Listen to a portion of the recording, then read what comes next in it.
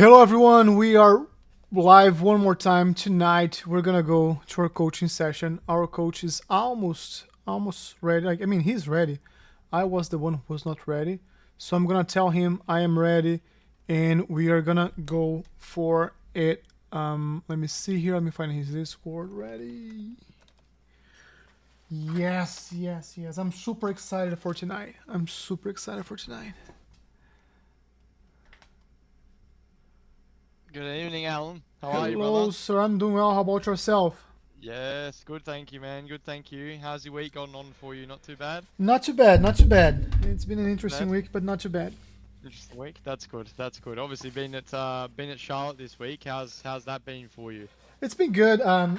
Monday I struggled a bit. I had some accidents and some like people just trying to kill Okay. themselves in turn one and taking me with Yep. them. Yep. And then Sure. like on Tuesday I decided I'm gonna defend, and if they have to take me off, they're gonna take me off because I'm defending, and that worked. Yep. So Yep. great Yep. race on Tuesday. I got a win yesterday. It was like Awesome. a Amazing. weaker like SOF, but I've been Okay. seeing that the pace converting. I've been seeing like I've been Yep. very consistent, which is good. Yep. Still Yep. far That's good. from the aliens, but Yeah, of course. still like still much better than Yeah. everybody. Like I'm right in between the aliens and everybody else, which like Yeah. feels good. For sure. Yeah. No, that's good. That's good. And I guess realistically, that's kind of one of the first tracks that now like properly, I guess, since the beginning that we kind of, well, realistically, it's one of the tracks we started out at, right? I mean, it's one of the first couple tracks we visited, and the same here for Yes. now, Summit Point, which was a little bit of a more recent one for us. But I think, you know, you can see the differences between sort of week to week, and I think, great to hear those moments there that you're kind of talking about. Okay, I'm doing, for example, I'm doing, a bit more defending and position, defending my position and holding station where I am because yeah, there's cases like that will definitely, later in the season, I think with this car in particular, we'll have to definitely start bringing up because I think, the really big important thing at even at weeks like, for example, coming up here at Summit Point, I'm sure you're going to run into a couple positions like you were at last week where you might get some silly guy that jumps to start, and then because he jumps to start he's ahead of you, and then obviously you're leading the official pack, but then he's just being a bit of a silly driver and just being ahead of you, and and then you're like, okay, well, he's way slower than me and he's holding me up, but obviously he's only got 2 or 3 laps to obviously do what he does until he gets basically disqualified. So I've just got to drive to kind of, okay, not do anything stupid to crash into him, but then make sure that I defend my position. And I remember that one race in particular where that happened. And yeah, obviously then he got dived down the inside by someone into turn one where he was a long way back. But you know how these guys are. You've experienced it a plenty of time before. And again, you made that reaction, you made that adjustment there in that race where you defended, and you're basically like, okay, well, if you want to go down the inside, you've got to go through me to do that. You've got to smash my car to do that. Otherwise, you go around the outside. So yeah, it's a very important part, especially as you start to get faster and you start to be, in competition for the wins. Obviously it makes a big difference. But look, even those lower soft races, on those lower split races, you got to take those where you can as well. Because at the end of the day, like, I think realistically the biggest thing is that the only reason why those other races you're pretty much not winning a race is because there's someone that is probably like 3 or 4K that is slightly ahead of you there. Is the pace really that different? No, not really. It's like we've kind of been talking about. It can be 1 or 2 tenths, but we know where those 1 or 2 tenths are, and we know where that difference is.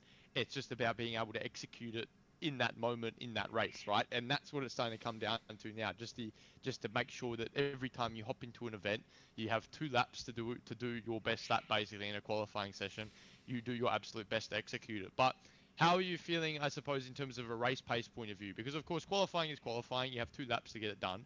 But how are you feeling in terms of pace throughout a race? Do you feel like you're more comfortable probably getting the pace out of it more in the race because there's not really that sort of confined pressure of qualifying? Do you feel like you're a little bit more free and open in a race in comparison to quali still, or is it not too bad and they're quite similar to one another, you feel? I think like this week specifically, I think I've been improving because one of the things Yeah, that I like looking towards the end of a race, like how far off were my laps and why.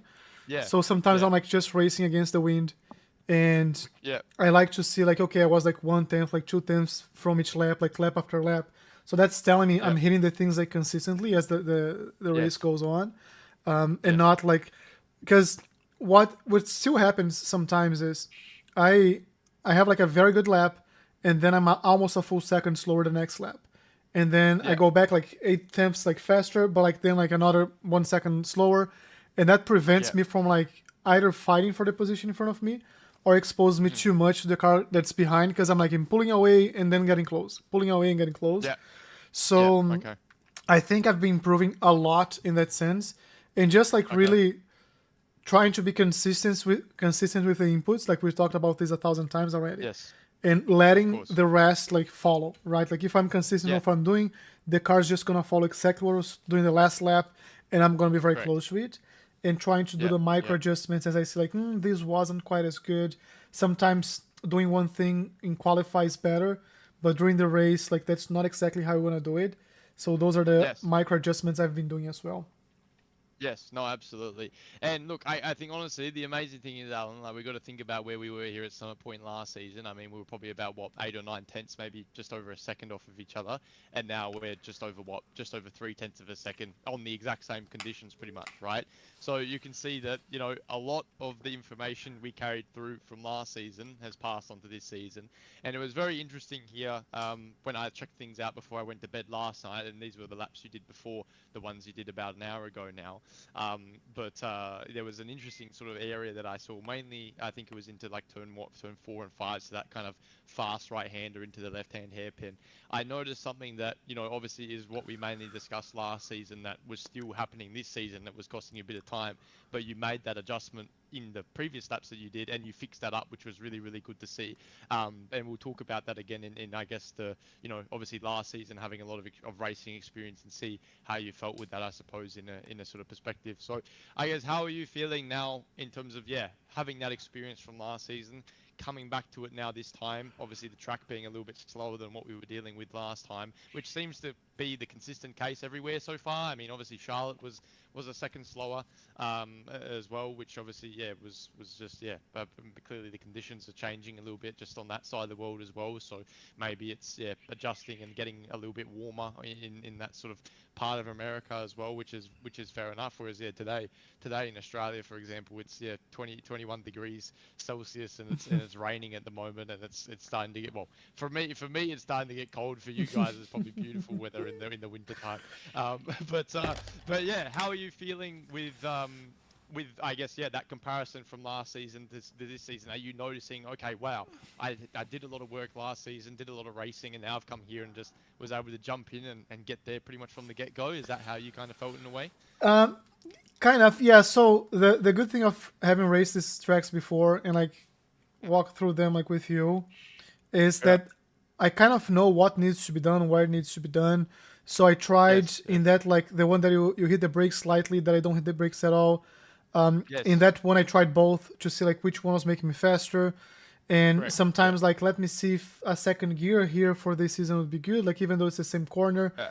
like if Uh-huh. I can get like this extra rotation could help or not.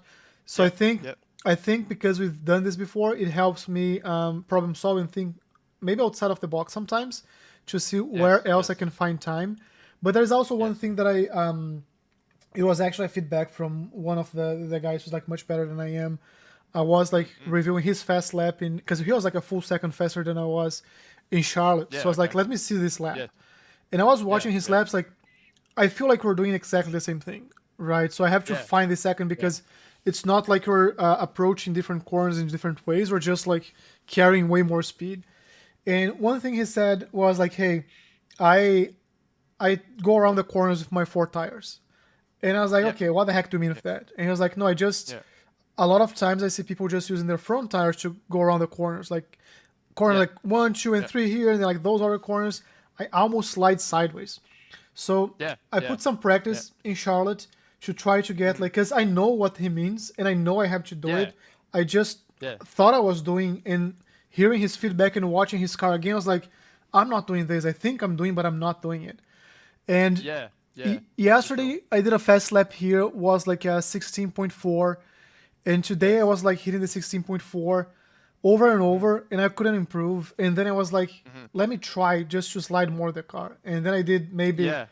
20, 25 passes on the first corner, because that's the one that I struggled the Yeah. most to like slide a Yeah. bit the car, and I start Yeah. getting a little bit of slide, and then I went Yeah. for like a few, or maybe like was the first one, like fast laps, and that's when I Yeah. got like my best lap, like this the lap that you're seeing now.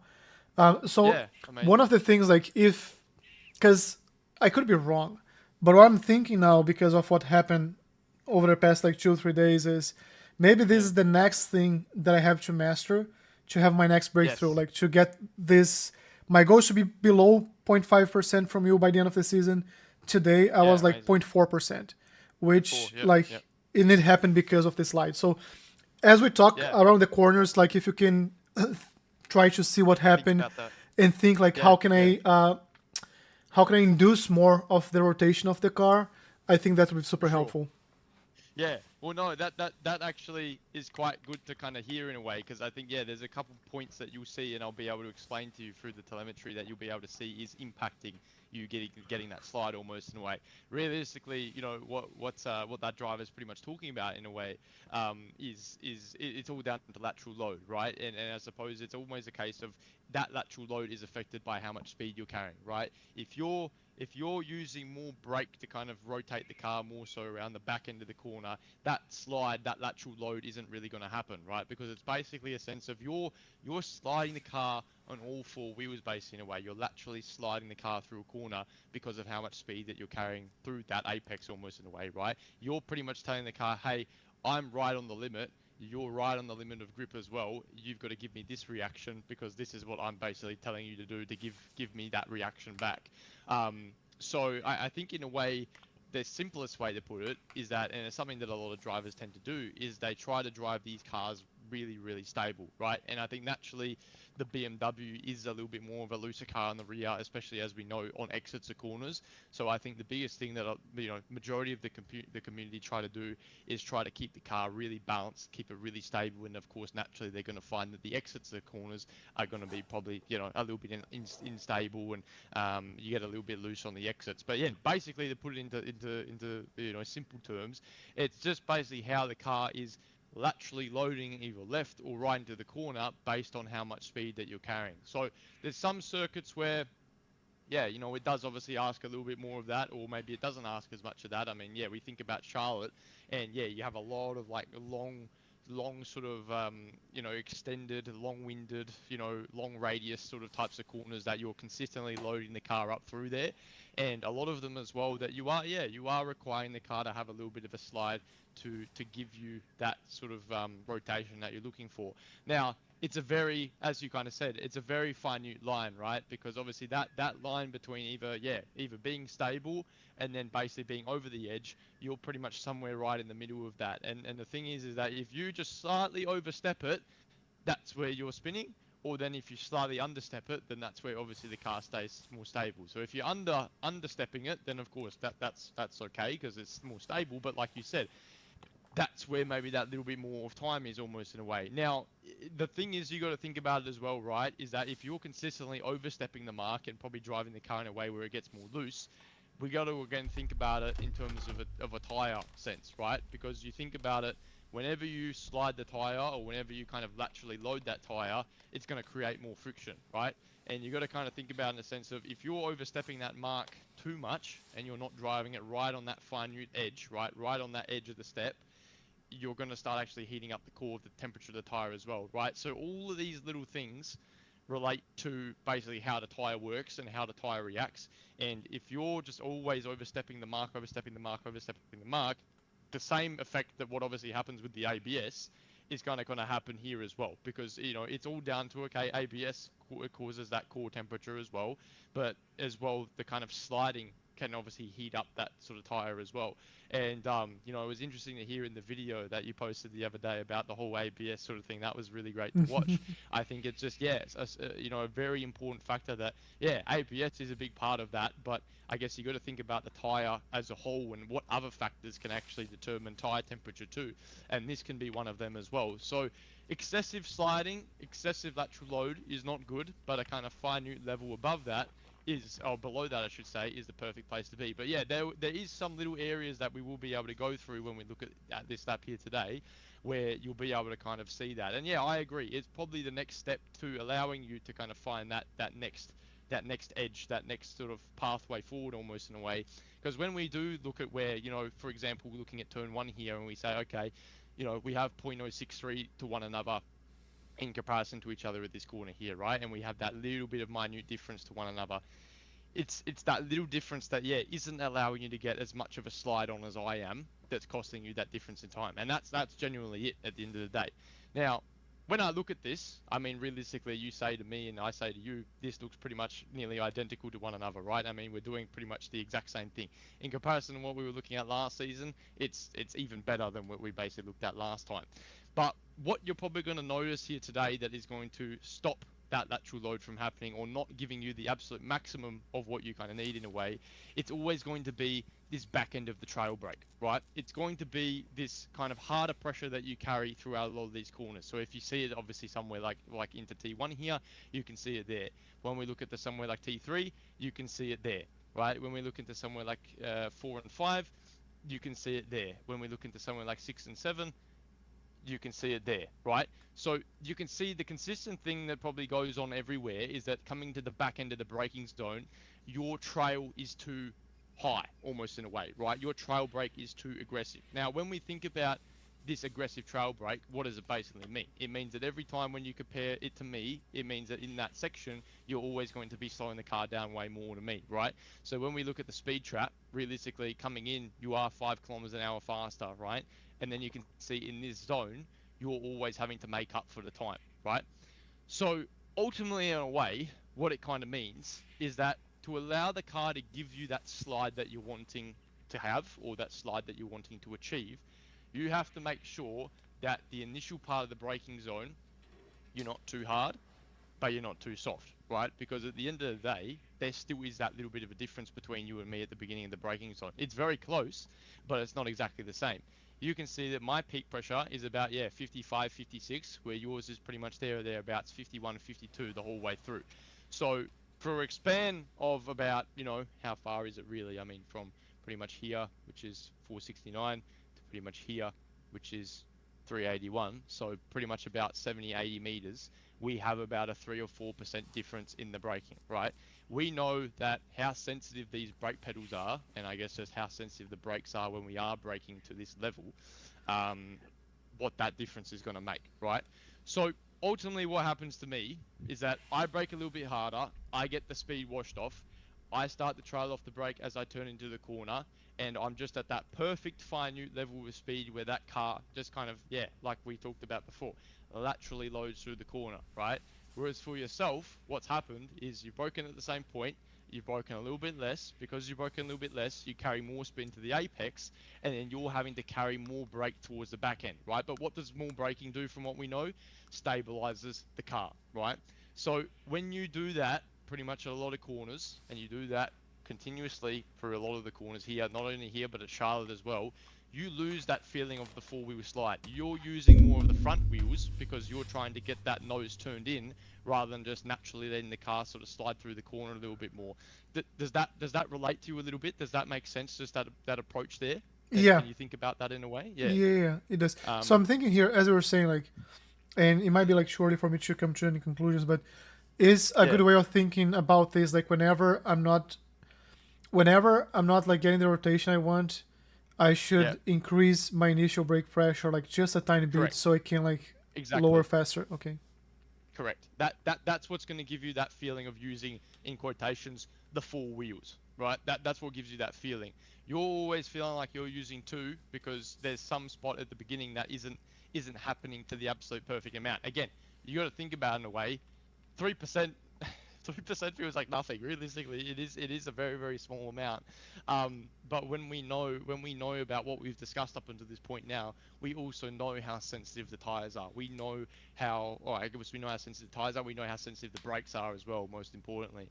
And I think the biggest thing is that is generally what that sort of limit is.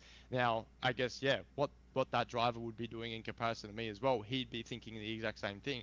He gets the car more slowed down at the beginning. Whenever he drops the brake, that's where he realizes what the car's trying to do. Either the car is going to let go on him because maybe he hasn't slowed the car down enough. He's tried to drop the brake and then it laterally slides too much. He loses the back end, spins out, something happens, right? Or gets TC or some crazy thing happens and loses half a second in the corner. Or feels like he slows the car down enough, drops the brake, the car rotates in. It feels like it kind of arches in, it pitches in, it kind of just laterally loads across the corner, and that's where you get that feeling of the car rotates around on you on the front tires and rotates around you on the rear tires, right? So when you look at it from, every corner standpoint, you'll be able to see today as we pinpoint it that nearly every single corner the same effect is happening in one way or another, right? But it's all down to the first part of the braking zone. So in all honesty, to find that feeling that you're looking for, it's actually much closer than you think, right? And realistically, it's actually a great time that that was kind of mentioned almost in a way, and you had that conversation, because it actually is a really important part of everything that we are talking about. Because again, it's a great way to describe, what is still going on in a way, and it's just more so a case of, yeah, you're having to compensate for the little indifference that you have at the beginning of the braking zone, but that compensation is mean that you don't get the feeling that I guess was obviously described to you, that you feel like you're trying to really work the front rather than working all four tires. Because when you think about it, realistically, right? When you're carrying in more speed, what does that mean? You kind of panic, you hesitate. It might mean that you turn in a little bit earlier and you feel like that you've got to really sort of drive the car through the corner to get it to do what you need it to do.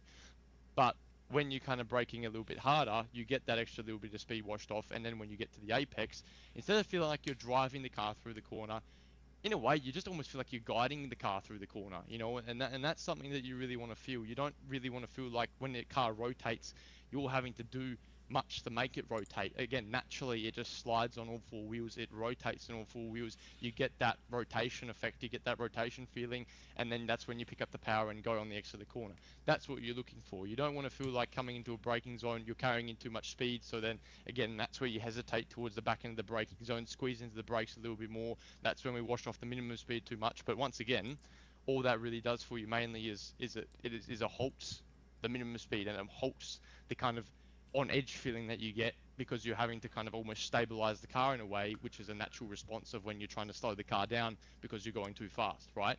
So can you see it from that perspective where it's maybe more like it's it's it's there. It's just more so a case of you're having to make a compensation for something, because obviously, yeah, there might not be, you might not be slowing the car down as well, or you might be carrying in too much speed, and then naturally, just that compensation break that you kind of have towards the end, it kind of means that you lose that sliding almost in a way. Does that make sense to you? I suppose. Yeah, yeah, yeah. It does make a lot of Yeah. sense. Yeah. So that's really the answer, right? It's a very simple fix almost in a way to give you that feeling that you're looking for.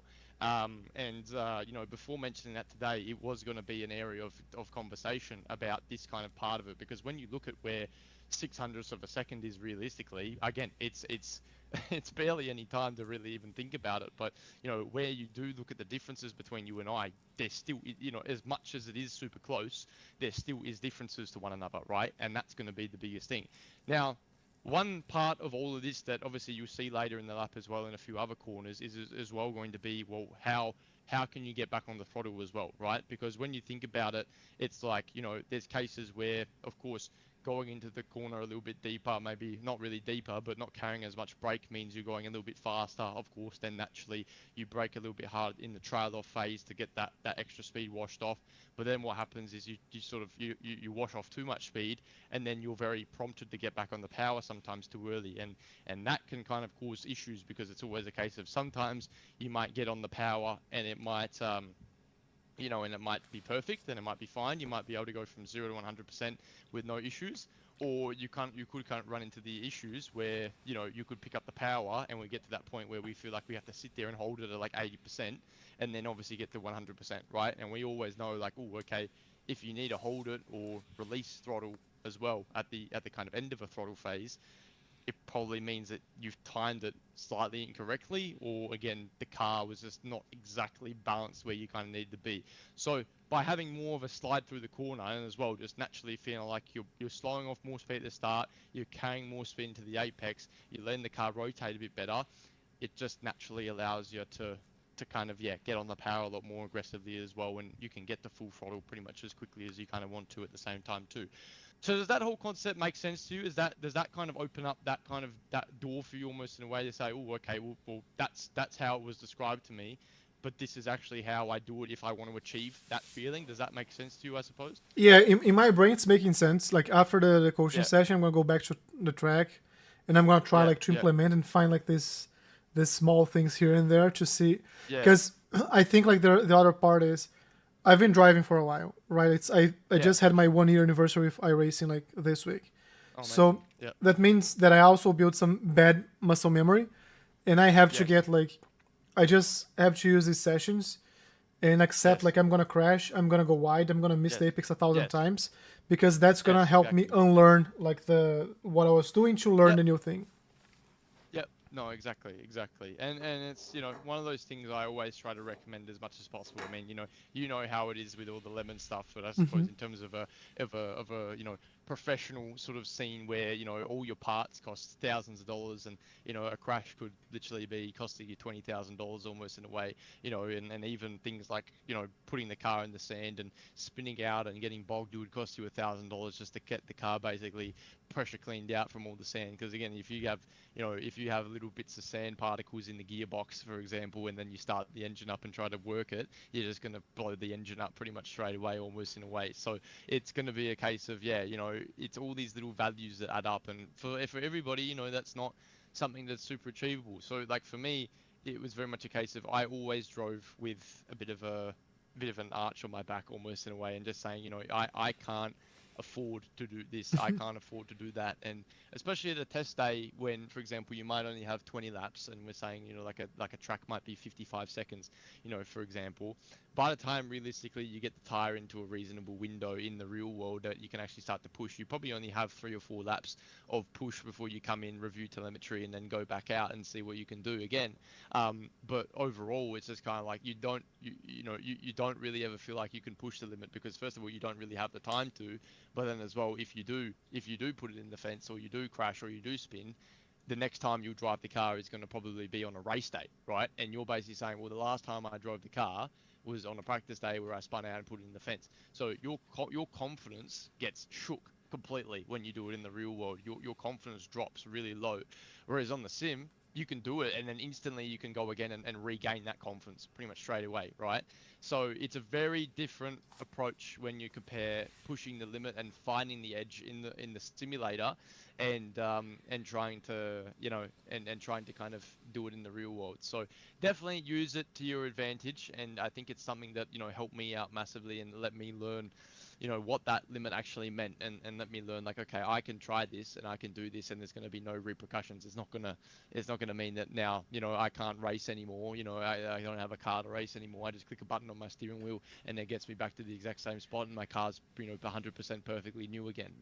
So yeah, use it to your benefit. Try and feel these things, and I suppose spinning out and crashing and all this sort of stuff, although it is annoying and it's kind of crap, it's actually sometimes the best stuff that you can do, because it tells you where the limit is. You remember, you feel what that edge of the kind of track is and all that sort of stuff. And I think people always say to me, hey Gianni, like, how do you practice, for example? How do you learn a new track? How do you go about it? And for example, like, it was a great time, obviously being last week or the week before, when the new circuit of St. Petersburg came out. And obviously the first week for GT3s was at St. Petersburg. So I remember literally on the Tuesday night, where they were updating the game. I literally had people message me on Discord saying, "Hey Gianni, can we work on St. Petersburg tomorrow? Can we work on it tomorrow? Can we work on it tomorrow?" And I had like 4 or 5 people that were like, "Can we do this basically 8 a.m. tomorrow morning?" And it was currently like 11 p.m. The game hadn't even finished updating, and I had to basically get a lap out. So it's kind of like I probably had a good hour, maybe hour and a half window where I had to, first of all, learn the track myself, find the limit at my track myself, and then of course be able to coach somebody else on how to learn that track as well. So to do that all is honestly quite tough, and it does, yeah, require a process. So I suppose the big way that I always try to go about it, and we have sort of slightly talked about this in the past, but I suppose, of course, naturally, when there's somewhere new, you learn the circuit, right? You learn which way to go, you learn what to do, kind of a bit of a few kind of reconnaissance laps, just learning and understanding, okay, what curbs can I use? Where's the off tracks? Is this curb basically okay to use, or is it, obviously not viable to use, or anything like that? And then once I get to that point, then I pretty much just, yeah, start at the beginning, set an active reset point at turn 1, and I'll just go in there and I'll try and find the deepest point possible, right? So let's say, for example, turn 1 at Summit Point here. Obviously, your braking marker is there or thereabouts, around the 4-5 cone sort of mark. That's where you're always sort of aiming for consistently. But in my mind initially, I'm saying, well, what does my mind logically think is probably the most deepest braking point? In my mind, I probably think it's around the 3 cones, right? So what do? I go and brake at the 3 cones, see what happens. Does it work? Probably most likely not. You're going to bowl it straight past the corner. So you're like, okay, well, that doesn't work. You bring it back. Then you try, let's say 3.5 cones, right? You try there, see how it goes. Does it work? Probably not. You bring it back. Try again. Brake at the 4 cones. Does it work? See if it works. Does it work? Maybe. Yeah, maybe not. Okay, bring it back again. Brake at the 4.5. Bam. That works, for example, right? Then from there, you're kind of like, well, naturally, you're doing all that process with braking less than 65%, right? So you're like, okay, well, I'm braking less than 65% already, and that's where it's gotten me in terms of that brake pressure. Let me see how little I can go until I get to that point. So let's say, you started at braking at 60%. Let me try and brake at 57%. Let me try and brake at 55% and see what's the lowest value possible that you can brake the car through then getting to the corner. Then you think about it in a way, okay, well, if I get to the apex and I feel like I have to increase brake, then I'm probably not braking enough. So I need to increase the brake initially so that I allow myself to kind of trail off a bit better. And that's what we're talking about here today, right? So I do that for pretty much every single corner through every single lap, and that process probably for a new circuit takes me about 40 to 50 minutes almost in a way, which is definitely time consuming. But again, it's something that then once I've done it, I know it forever, and it always allows me to then go and relay it back into a coaching session and say, well, hey, this is where I'm braking, this is where I'm getting on the brakes, this is where I'm doing this, where I'm doing that. Because I could say, hey, like St. Petersburg, I say, all right, turn 1 at St. Petersburg, I'm braking at the 450 meter, coming into turn 4, I'm braking at the 400 meter board, and then I sort of turn in, miss the apex. I remember all of those things in my mind just because I've experienced that and I've really gone through the process. So I guess, like, do you have, I guess that well, obviously it's working for you, whatever you're doing, but yeah, do you feel like you have Alan's way of practicing in a sense? Like, do you have your own process to go about everything in practice, or do you feel like you're still trying to understand what works well for you and what's allowing you to give you the results when you are practicing in your own time? Yeah, no, I do have my process. It's Yeah, interesting you said about the St. Petersburg one, because when I go to yeah, the track, I don't like watching anything before. I like going to the track. yes, It's sure, like if this is real life and this is the first time I'm yeah, here, I have to figure it out. yeah, So I try like exactly, yeah, to go slow but not super slow, and then like sometimes yeah, okay, I have to brake super hard here because it was like a harder zone and I thought it was like not so yeah, hard, and then I kind of hmm, like missed the line, but it's okay.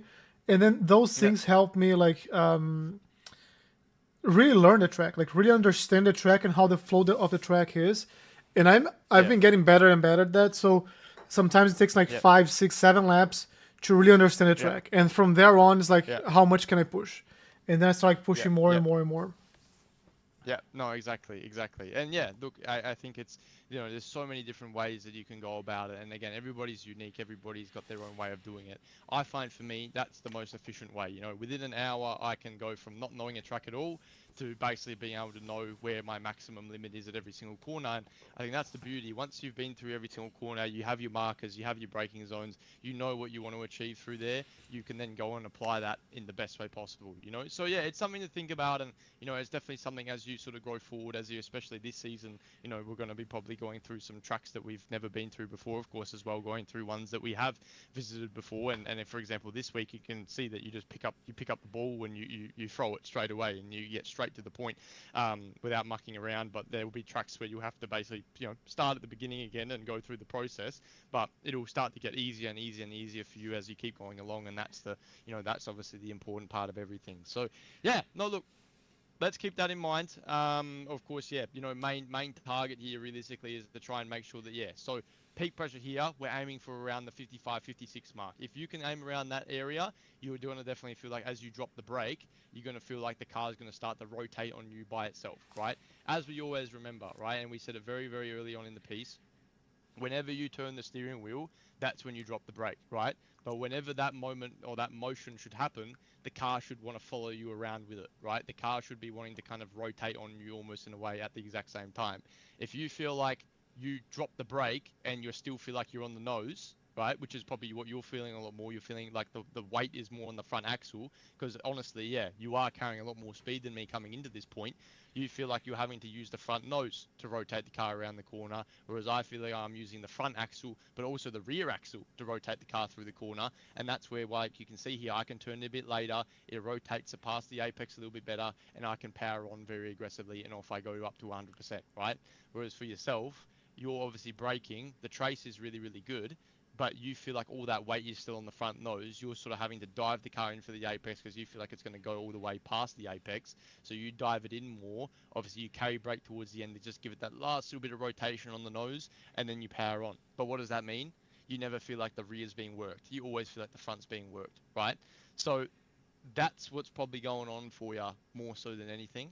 And yeah, again, a really great conversation you were able to have this week, because I think it just opens up the perspective on quite a big margin, and it just allows you to look at it from a different perspective. So yeah, does that make sense to you? That whole topic, is that a little bit more clear in your mind and a bit of a description of, okay, well that's what we need, but I guess now you kind of have a bit of idea. Well, that's how I do it. Does that make sense to you? Yeah, 100%. And like, Yeah. just to Yeah. summarize, like what I'm seeing here is I'm being like fast in and slower out. Like that's I have to Mhm. flip this. I have to get a little bit more comfortable, not looking at delta as I get into the Yep. corner, and watching more Yep. like as I exit the corner. Yep, exactly right. Exactly. Yeah, said it perfectly. Slow in, fast out. That's what you're looking for. Yeah, like you said, you're currently going fast in, slow out. But I think it's more so a case of, again, we look at these structures, and God, man, I mean, thinking about it, what, 8 weeks ago now, Yeah. to even imagine this being possible to do, you probably would have thought it was going to be, an impossible task to complete. But amazing to see how close you are. And realistically, when you think about how much time it actually gives, what we're talking about here, does it actually give that much time? No, but again, when you add that up, that's what's giving us that difference, Yeah. right? And that's where it can kind of be. And that's what you're going to kind of think about, I think, in the biggest sort of way. So no, that's really, really good. So no, I think fantastic there.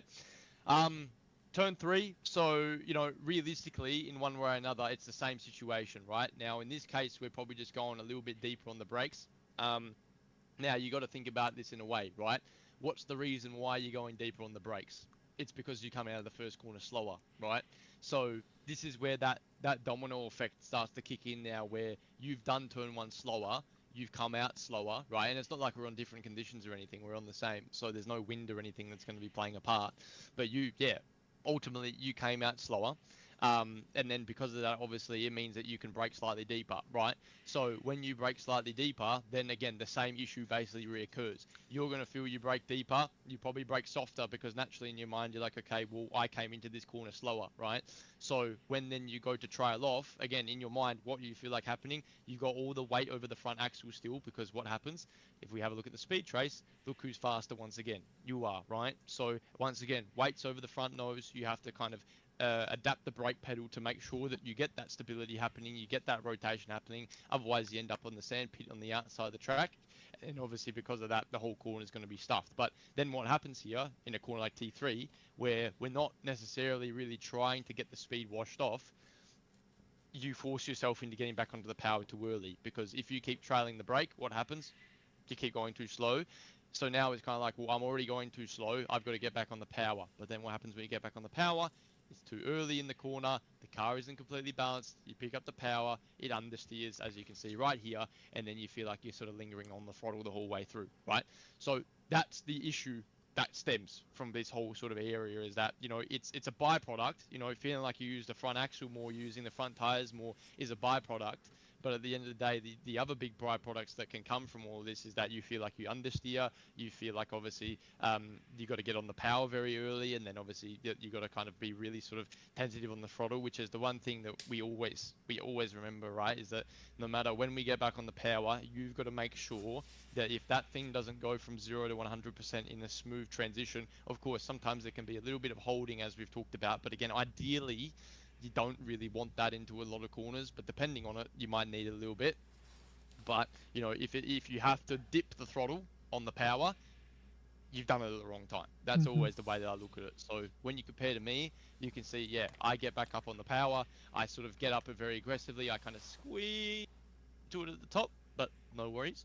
Whereas for yourself, you get onto it, you get to this point, and then you're like, oh, okay, I feel something.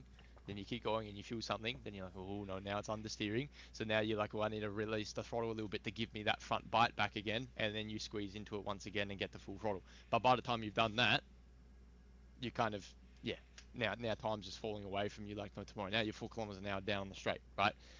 So, yeah, can you see what that process just kind of halts you to? It just leaves you in a bit of a vulnerable position all the time, and you kind of there's a lot of potential errors that can come about. I think that's the biggest thing. There's a lot of potential no-nos that kind of can come to the surface when you do something like that.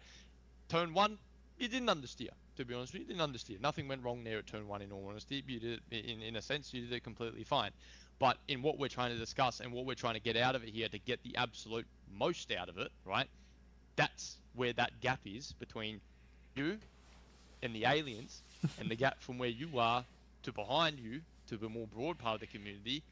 That's where this stuff still is obviously still going wrong for them, right? And they obviously don't realize that. But that gap of where that difference is in the little things like this. Because realistically, are we actually losing that much time to each other? No. But from this point to this point, realistically, we've well, from the start to this point, we've already lost basically nearly a tenth of a second to one another coming into this section. Now, if you gained a tenth of a second, that could be the difference between you getting P1 and you getting P2, or maybe you getting P3 in a top split race against guys that are maybe 4 or 5k, right? And that's where the difference lies.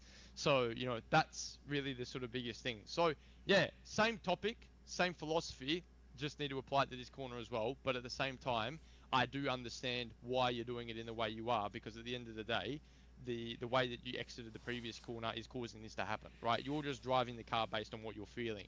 You come out of the last corner slower, so what are you naturally going to do in your mind? You're going to try and gain that time back, right? But you're also going to feel like you can actually go in deeper because you aren't going as fast. But if you were going faster, you'd know about it, right? And you'd brake earlier, you'd probably brake probably a little bit harder as well, and you'd sort of allow yourself to rotate the car a little bit differently, and get to the result that you're needing to, right? So can you start to see, and I guess just think back to moments that you have been driving and just noticing all these little things, and you're like, you know what, I've probably not really thought about it in this way before, and maybe this is the process that I need to really, well, I guess this is the way that I need to think about it, and this is the process that I need to try and achieve when I am driving these cars. So does that sort of, again, like I said before, does that open up that kind of door for you a little bit more? Does it really open up that perspective on a bit of a broader sense, I suppose?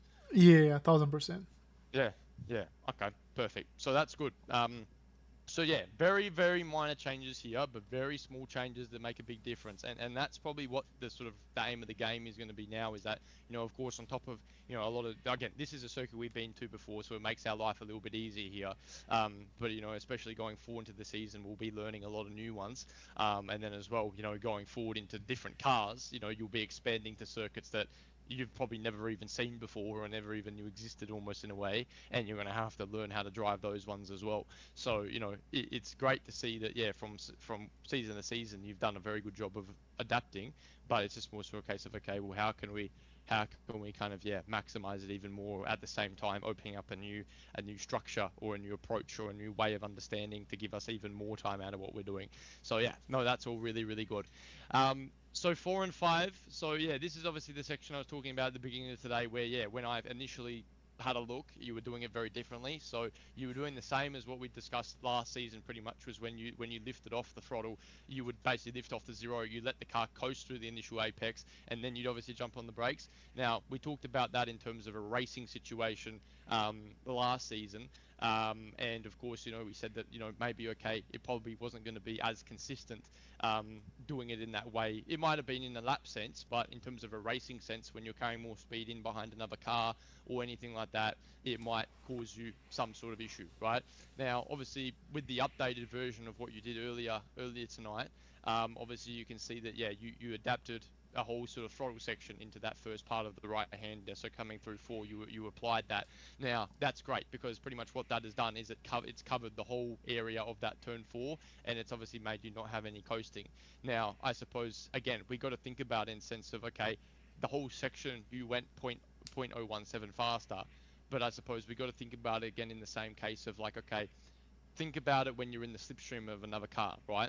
Is the car going to do anything that you don't want it to do if you're carrying the throttle through the right hander here, right? Is there going to still be a case where you feel like you can carry the throttle whilst you're behind another car when you're in the slipstream? Or are you going to feel like you're going to have to either lift off the completely, obviously, coast, or do you feel like you're even going to have to dab the brake, right?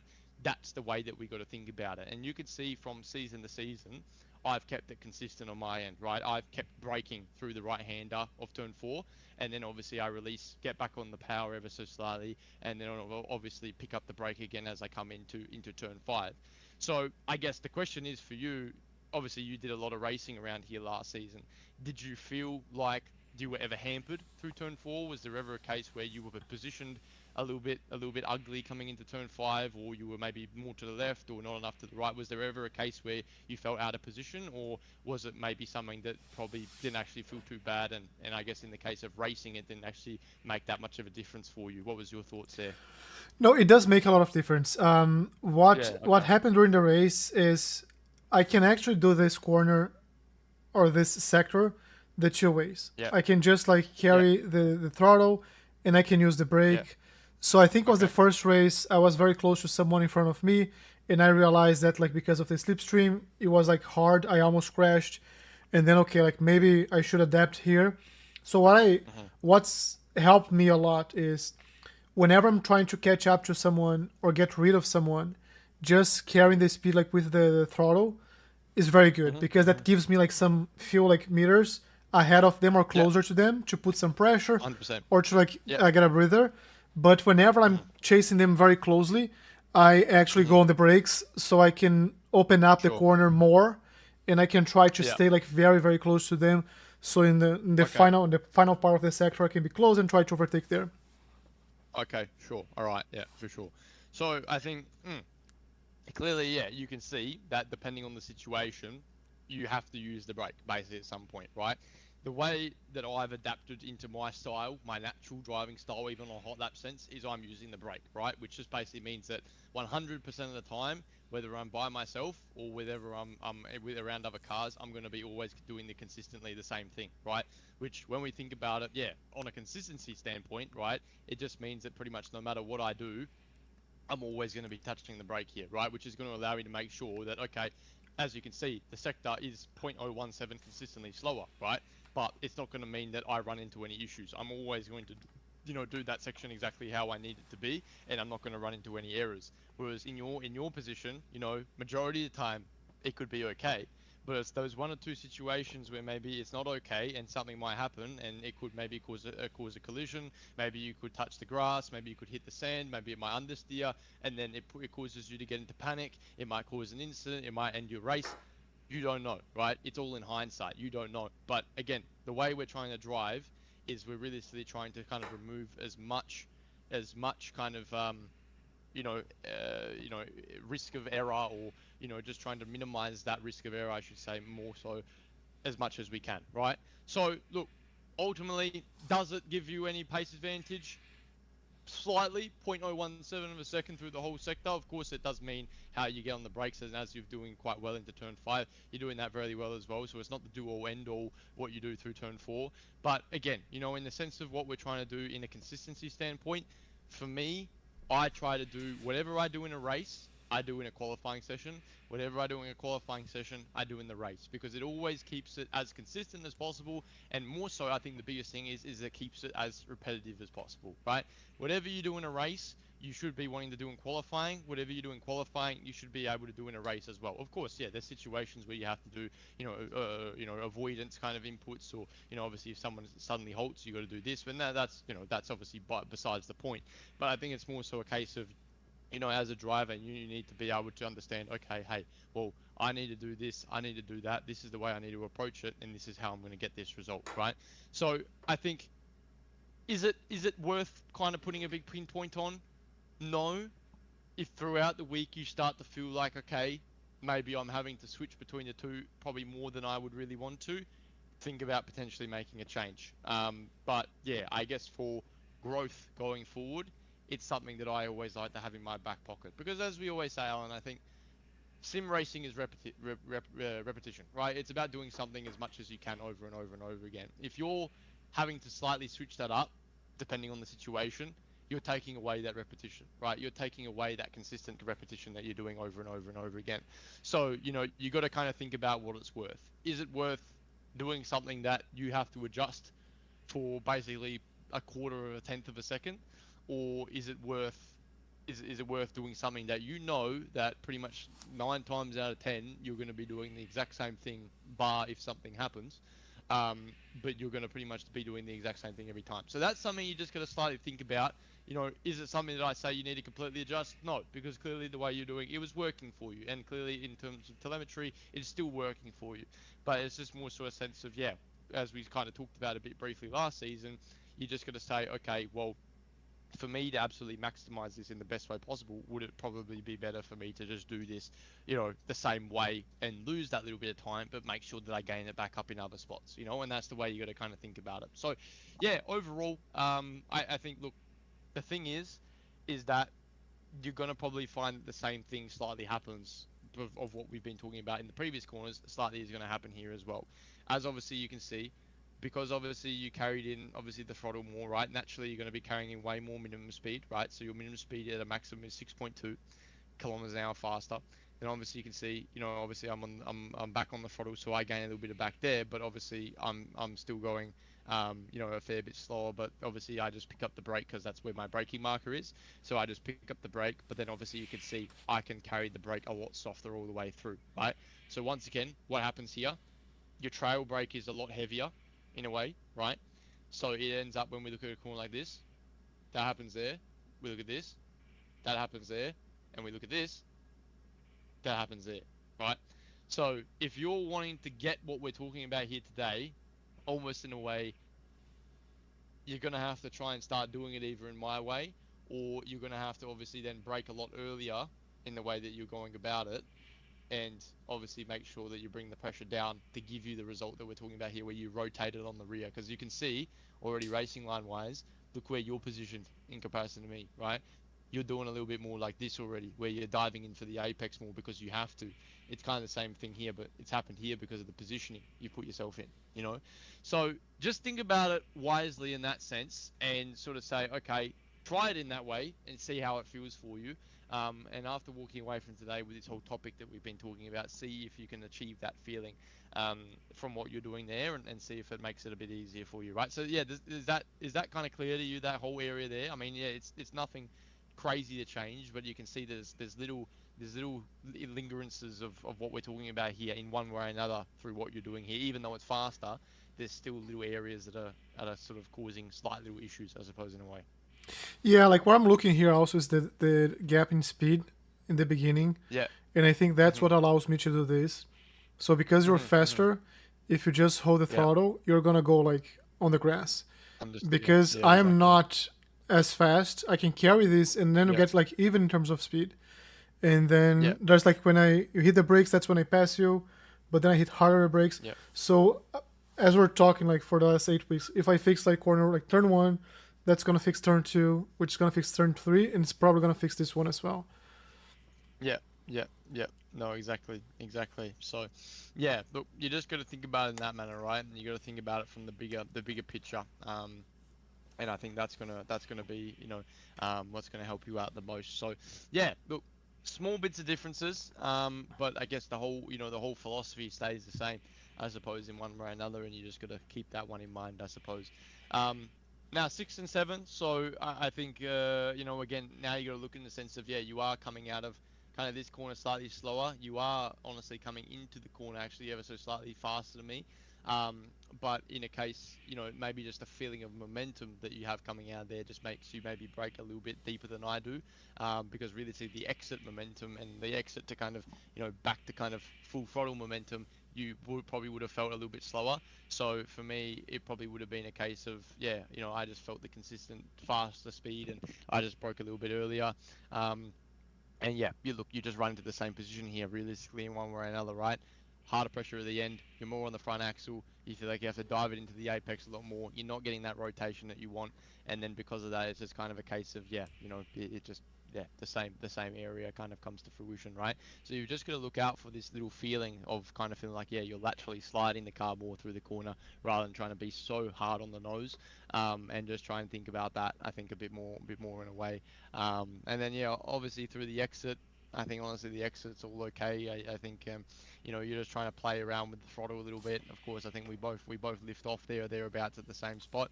But yeah, in all honesty, we get the full throttle at the exact same point. So again, these differences in throttle are just because of the difference in the way that you broke. Of course, naturally you're going a lot slower, so naturally you can get into the power a lot more aggressively. Of course, you gain a lot of speed back, but realistically in the end there or thereabouts, we end up pretty much, right here. We end up there or thereabouts at the same position in speed at the end of the day. So it's just through the apex really that's going to be costing you a lot of your time, through 7 or through 6, I should say. And that's sort of where you got to think about. So yeah, was this corner any real big issue for you? Did you have any issues here, or did it not feel too bad for you? No, that's the one. That's one that I feel like the car is sliding and it feels good because Yeah. I'm Okay. like turning Yep. off the four wheels. Mhm. Yeah, that's good.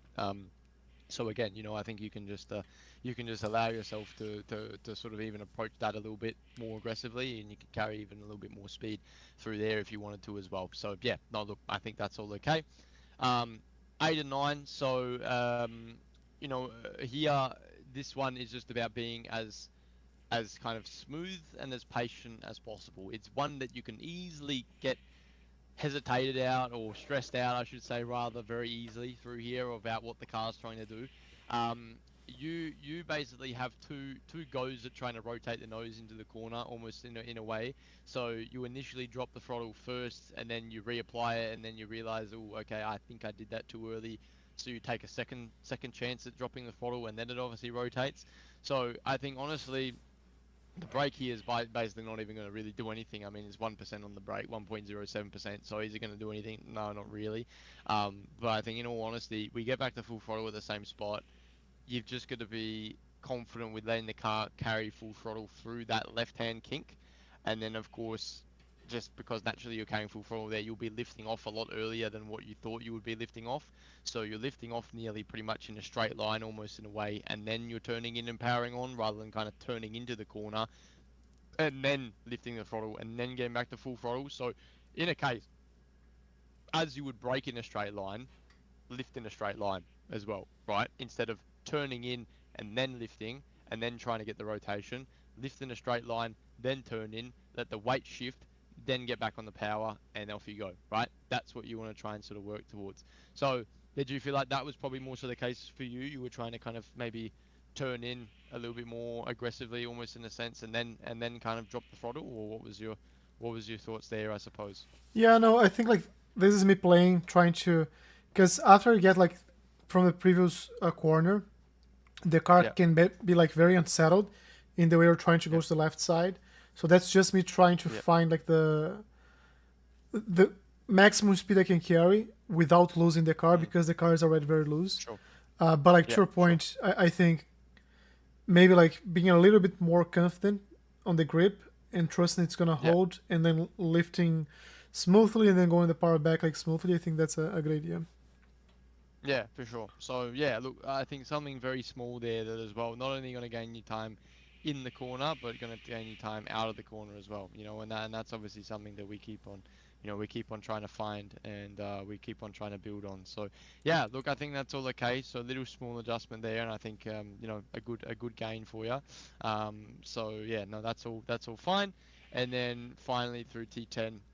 So this was just basically a slow in, fast out situation for you that you basically just did differently to me. So you can see realistically here, you just went a lot deeper on the brakes, and of course, naturally because of that, you had to trail off a lot more aggressively. And then obviously in that case, it just probably meant that yeah, you had to get on the power a lot later. Whereas honestly here, what we just need to do is brake a little bit earlier. Again, thinking about that kind of rotation that we're looking for, thinking about that lateral sliding that we're looking for. By dropping the brake, you can obviously get the rear of the car sort of, actively rotating you through the apex a little bit more. And then because of that, you're obviously going to allow yourself to get on the power a lot earlier as well. So realistically, it comes down to the gain versus loss here, right? So you lost, well, I lost 0.98 through the corner here. Of course, naturally, you're carrying a lot more speed through here in comparison to me. But I think when you look at it in the sense of then, okay, well, what do I gain back? I gain 0.104 back. So all in all, realistically, from the entry of 10 to the start finish line, I go 6 thousandths of a second faster, pretty much in a way. So for me, I get more of a better exit onto the straight, whereas you get a better drive coming into the corner. But what's got to set up passing moves, right? Getting a better exit into, get a better entry into the corner, or getting a better exit out of the corner, right? I'd always take the better exit out of the corner rather than the entry, right?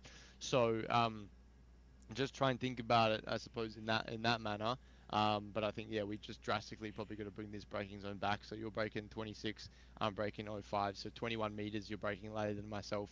So yeah, and again, look, this one is harder to feel the braking marker is because there's no there's no brake marker board here, which is kind of annoying.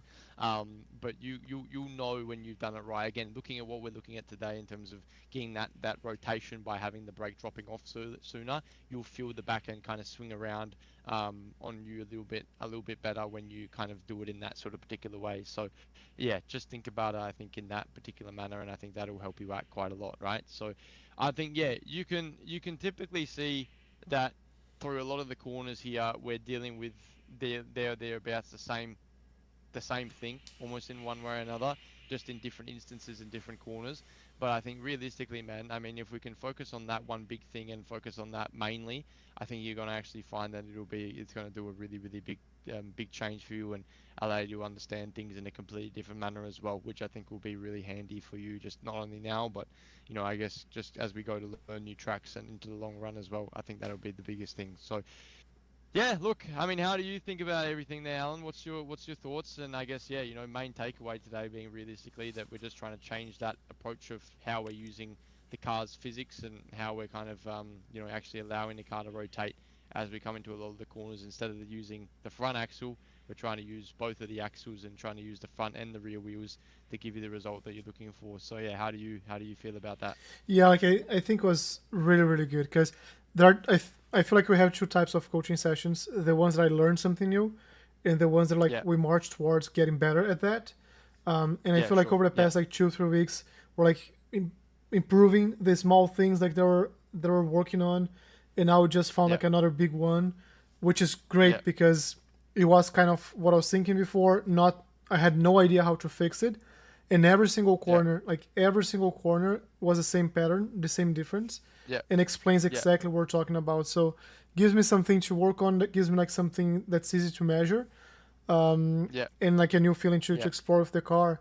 And like to your point yeah, here, like I saw the 0.9098, but like then you gain in S10 and then in S0 as well. And as you said, like in this track, this is probably like the best overtaking position. So you want to definitely yeah. be faster out like than faster in.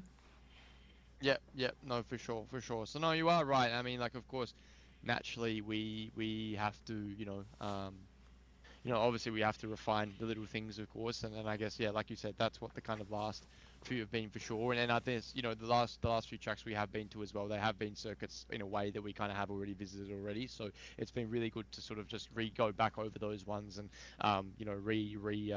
reapply everything, which has been good having them at the beginning of the season because it gives us, good momentum and a good idea of what we're trying to do going forward. But I suppose, yeah, you're probably going to find a lot of the tracks going now into the future are probably going to be a lot of new ones that we'll be starting to deal with as well. And it will just be about, okay, trying to apply everything we're learning here and all the little minor areas we're working on and the new stuff we're finding out as well.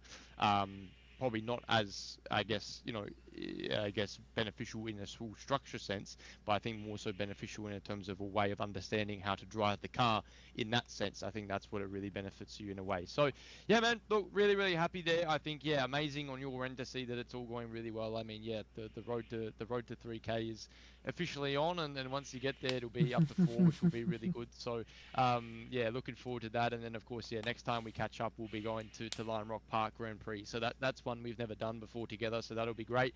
After that, we'll be going to Okayama. So, of course, we visited there. But then from there, it's pretty much brand new tracks going forward. So we'll be having, Virginia, Alton Park, back to back, Alton Park Fosters, which is obviously where we first started. So that'll be one that's, going to be great to have a look at and go from there. And then obviously Alton Park Circuit International, so the full course. Then we'll be going to Lebanon, which is a very, very interesting track. You'll enjoy that one with what we'll be talking about there. And obviously Navarra, Tsukuba, and then obviously end out the season back at Winton as we had a look at. So a lot of new tracks we'll be learning in the middle of the season there, but a couple of the same old ones that we've been through as well, which will be good to revisit too. So yeah, man, look, go away, work on what we discussed there. I think, yeah, it'll be interesting to see how your response is with feeling that. It'll take a little bit of time to get used to, but once you start to literally get that feeling of seeing and feeling the car rotate more on the rear, I think that'll be really, really good. So yeah, man, no, look, have a good rest of the stream, enjoy your night. Of course, as always, any questions, you just reach out and let me know. But yeah, I'll get you a lap at Lime Rock in the coming days, and then you can start focusing on that obviously once Summit Point gets into fruition next week. Perfect, man. Really appreciate it. Perfect. You're welcome, Al. No worries, man. Have a good night, and I'll see you next time. Thank you. See you. Thanks, bro. Good night. Bye. Bye-bye. All right, so this was very, very good. This was very, very good. So, quick summary, like quick recap of what's going on here. We've improved a lot, like a lot. Initial goal was to be within like 1% of the coach's pace, which basically means in a 1 minute and 30-second lap for him, I would be like at 131. Is that it? No, a 140. For him would be like a 141 for me, right? Which is pretty close, but it's still like very far if we're thinking about how competitive you are with like the top drivers. This season we want to get to 5% or to 0.5%, which means like in a 140 we're no longer a second slower. Now we are half a second slower, which means we're getting closer and closer, right? And the thing that I was in the stream 2 days ago, and I was just rewatching what I was doing in Charlotte, and the comparison with my fastest lap or what I was doing with Jensen, who usually comes in and watches the stream as well. He was just like 1 second faster, and I didn't know like where to find that second. And he said it, like he said, hey, I'm doing the corners with the 4 tires, and we had like a small discussion. Then Rudy came and gave some feedback as well, some advice, and that's when I started trying to like get more of the rotation. But one thing is learning the what, right? Like what needs to be done. What's very easy. Like everybody knows what it takes to be fast. Like how you do it is kind of the trick, and that's where I find a lot of value in the coaching session. Is really understanding like the house. Okay, like I see I'm slow here. I understand I need more of this, but how do I get there? And just watching our brake behavior versus his brake behavior and understanding what that was causing gives me something to actively work on. And that's what we're gonna do now. Like in the past, in other sessions, I would come back to the track, do this for 10 minutes and then go racing. But more recently I've been finding a lot of value just coming here and trying like it again. Let me see one thing here. Okay, session's best lap. So here's where we brake. So it has to be something more like this. You see, like it was too fast, but like you see how the car rotates, and that's what we're gonna get used to.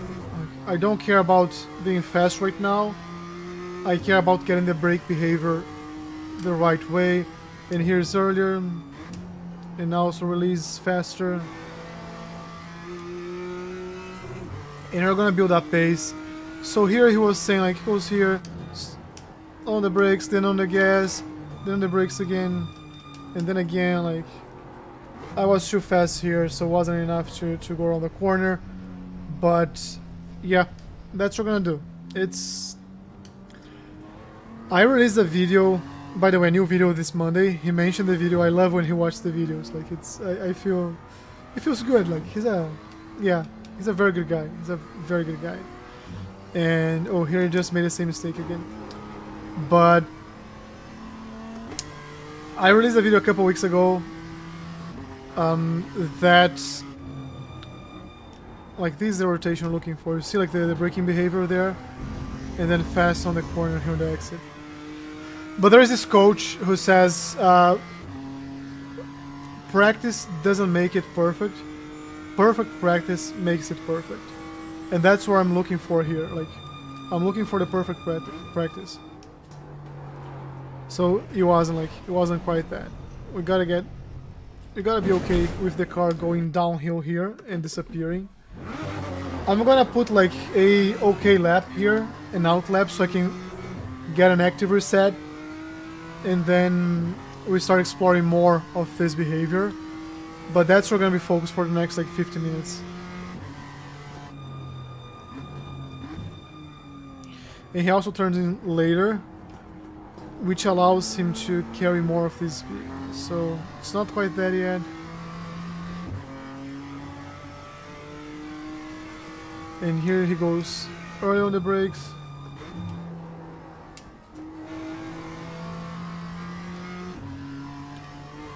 Let me try this one with the brakes as well.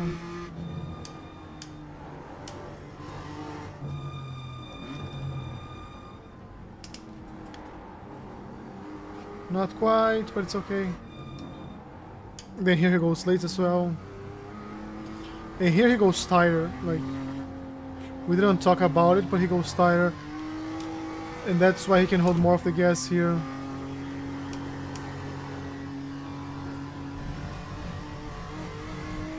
It's okay. Here he goes early on the brakes. And as he releases, he goes on the gas. Let me set the active reset button here. Okay. Now we can try more things.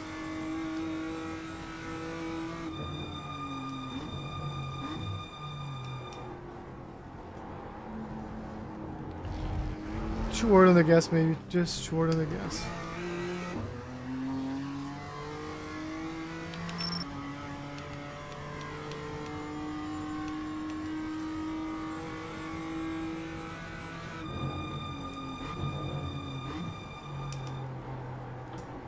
No, that was the wrong behavior.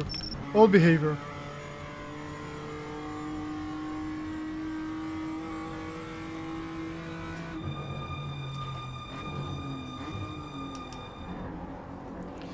Old behavior. Still using the front tires.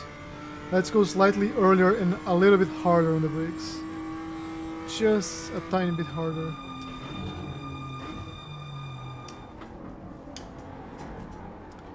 Yeah, that was better. That was better. That was better.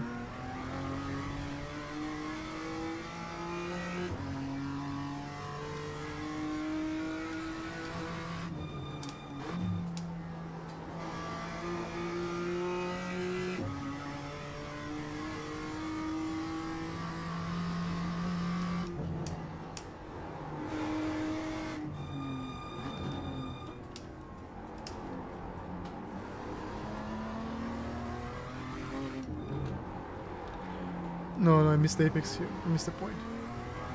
Yeah, he goes harder on the brakes there, right? I think he goes harder.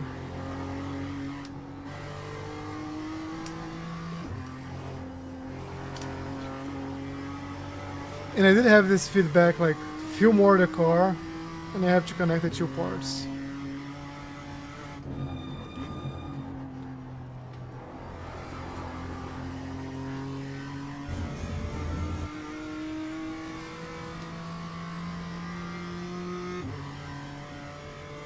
Just set your fastest lap of the session. Earlier and harder.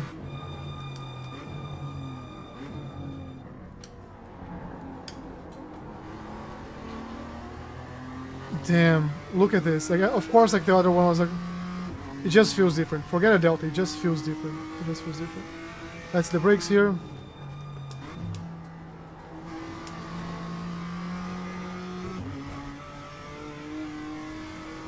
And here we will employ the brakes.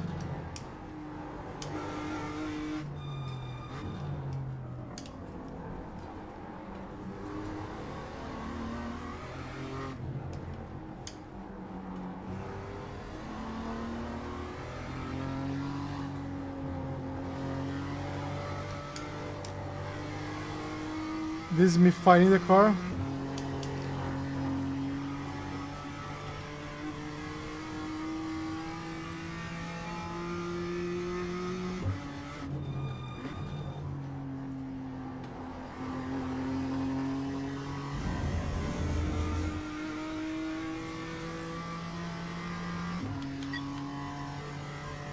That was your fastest lap of the session.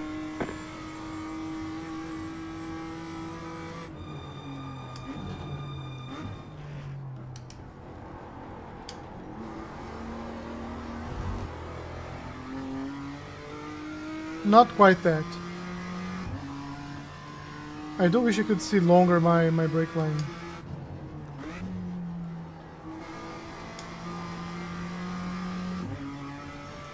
Let's see where we still have like 2.5 seconds here. Oh, this is old behavior, old behavior. This is just how much I'm slowing down there, so gotta find a new braking behavior there.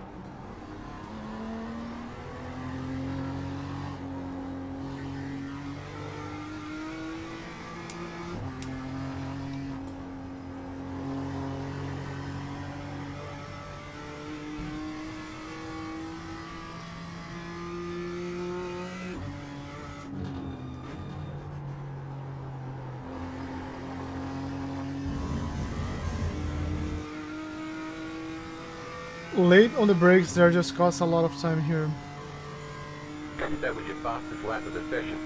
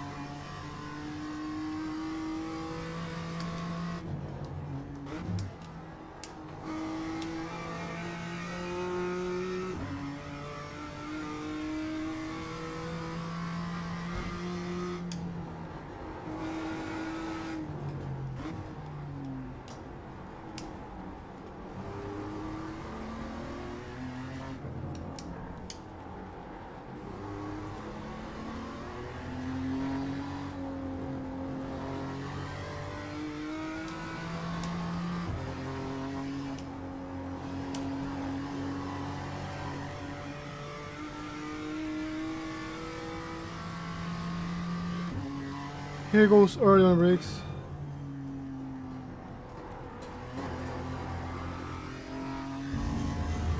Maybe it's like earlier and a little bit less brake pressure. Maybe that's what it is.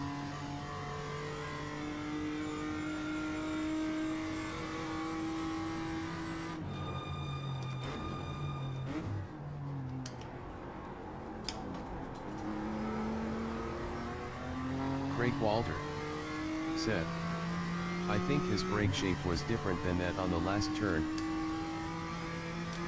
Hold on. So his brake shape always looks the same. My brake shape always looks the same. I think he used the last brake, and I can take a look in a second. But he always like releases faster than I do. Like I tried to do here like to prove a point and I missed the corner. But let's use this opportunity to see the last one. And am I still have VRS open? No, I don't. By the way, good night, Craig. Welcome, welcome, welcome. Were you here for the full thing? Let's Teams. Let's find his name here.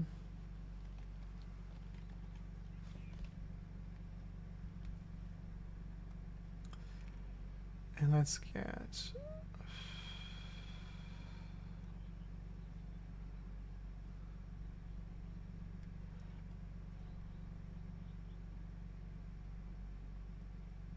Craig Walter said, "Hello again. Yes, I watched it. I just stay quiet to not interrupt." I appreciate that. Is this? No, this is the most recent one. Alright, so compared to his fast. But you can always say, like, I put on, I leave it on mute, so it doesn't speak over me. So let's watch, let's see here, let me open more of this, let's see where you guys can see. Oh, that's not what I want, this is what I want.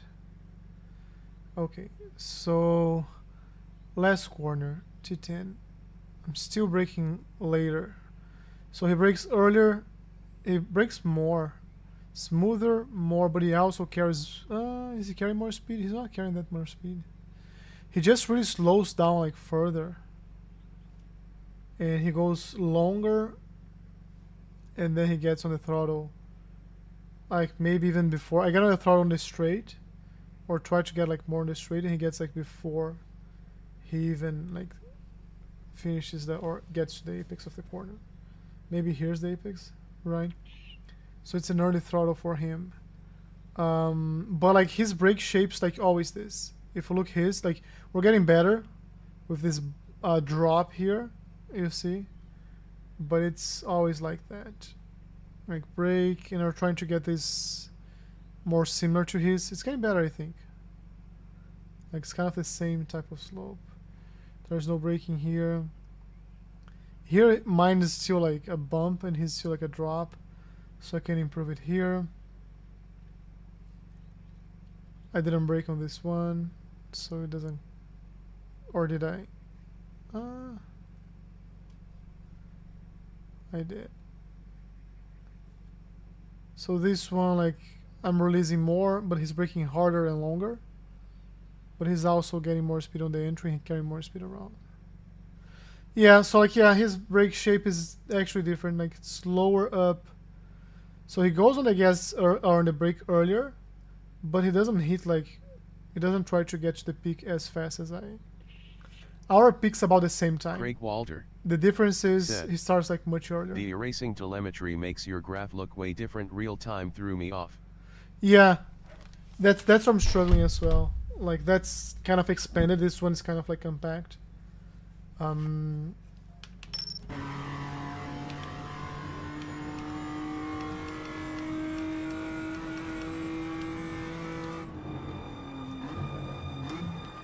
There's no way we're gonna make this turn.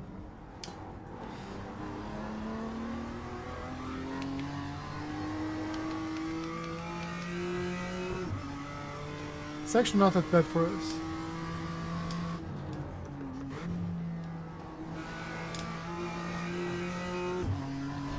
He's also going on the gas like harder.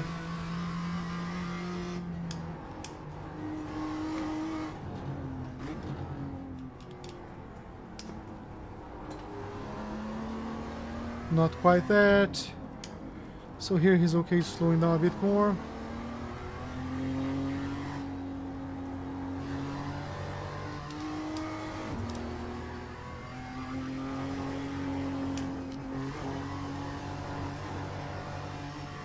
Okay, this is complete garbage, but it's okay.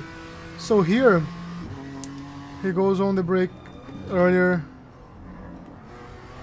and on the gas around here. Maybe I have to watch his lap. Let's do it. Let me try a couple more laps and we watch his lap. And I can actually watch his lap on VRS, so...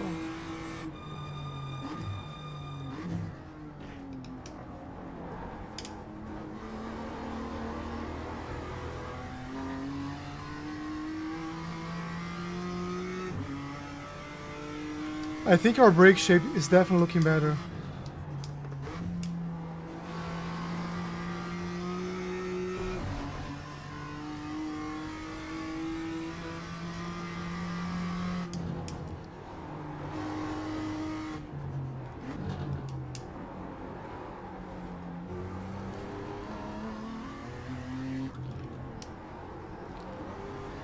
I should have guided the car, as he said. Like, I was afraid of not entering the corner there. Gotta be okay guiding the car. Missed the apex, gonna cost us a lot of time here.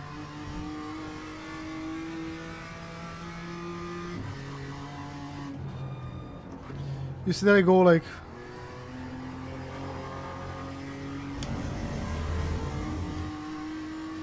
I'm going super early on the... what am I doing here?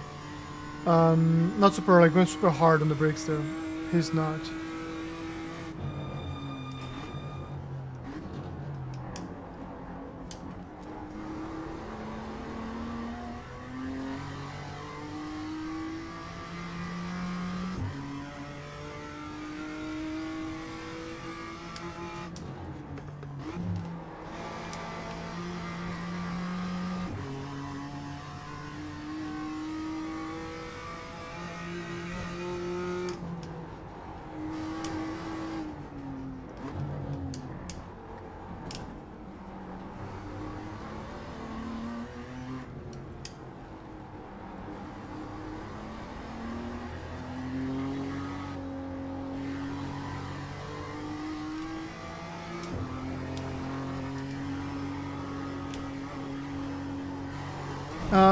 Okay. We're pushing though. Walter said, I put a couple laps in earlier and managed a 17.7 but nowhere near consistent. Do you want to use our conditions so you can have like a 1-to-1 comparison? Or just using like random conditions? I can give them to you.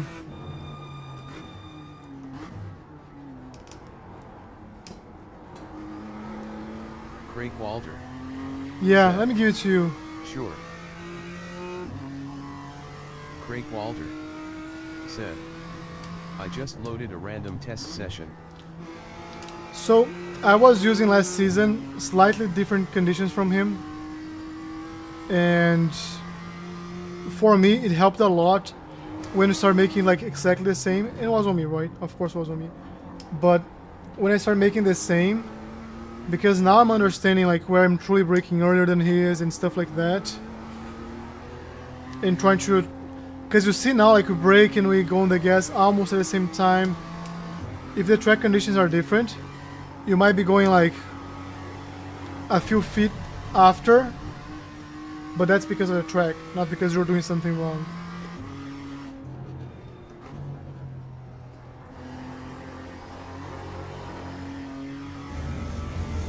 Yeah, that's kind of the right behavior here.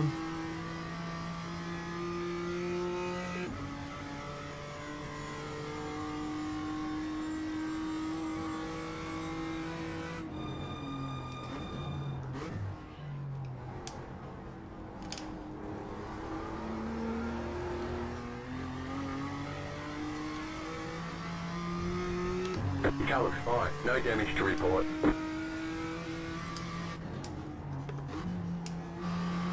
And here he goes on the gas like there's no tomorrow. I'll just start doing that. It's actually faster than what I was doing.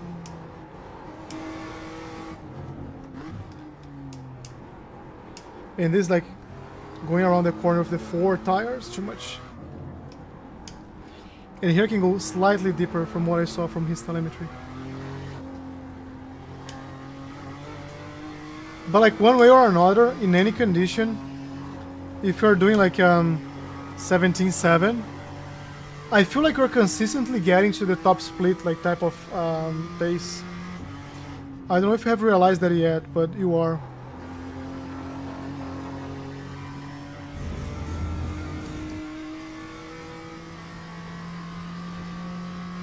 And I think I should have posed that as a question, like, have you realized that?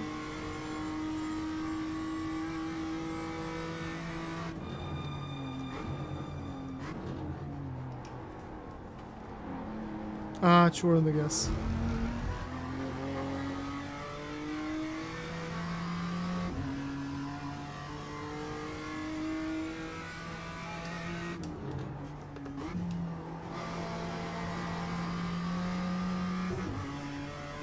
Craig Walter said, I think if I put some real time into the M2 like I did the 86, I could run consistent mid-pack in top split. I think even better than that. Like, I think you're not giving yourself enough credit. Like, you ran a couple laps, and in Charlotte, which is a tricky track, you were doing like a 31, and you start like P4, P5, right? Not top, like that was top split. Of course, like if you have like a bunch of aliens, like then we're all second splitter. That's okay, that's fine. But to real people like us, I think you don't realize like how good of a pace you have.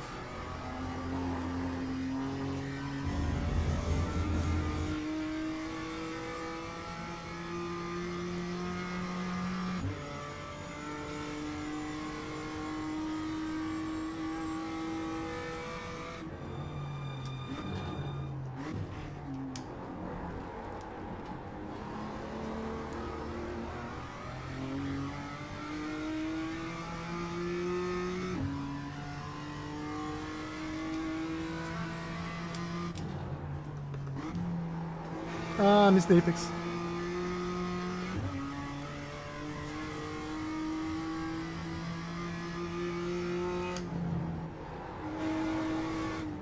Craig Walter said, "It's possible Noon ever thinks they are very good, lol."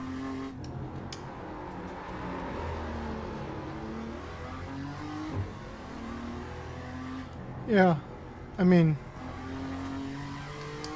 some people think they're very good. Not us. We are realistic. But I think like you can give yourself more credit for sure.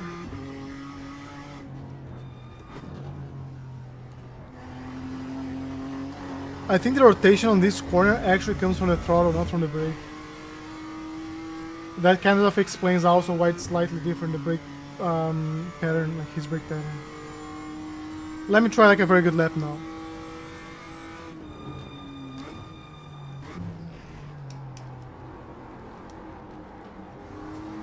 Craig Walter said, "I always drive very safe, which usually picks me up a free spot or two from other people crashing."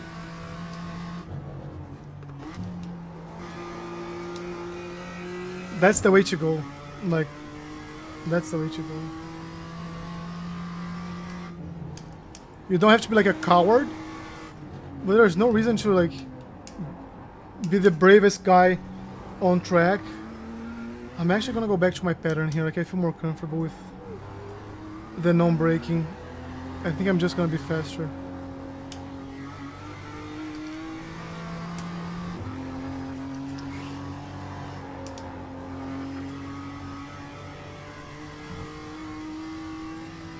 But we have, like, we know our brave friend, right?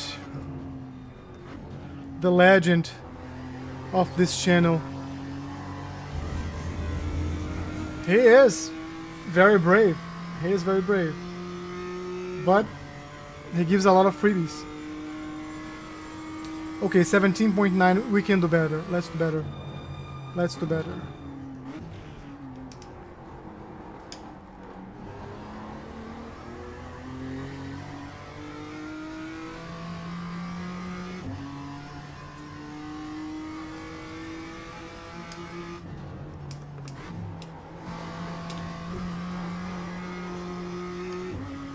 Too aggressive, too aggressive.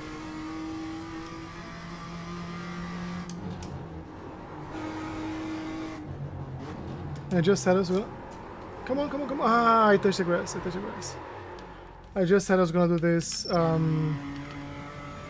Let's forget a delta for a second. No delta for us.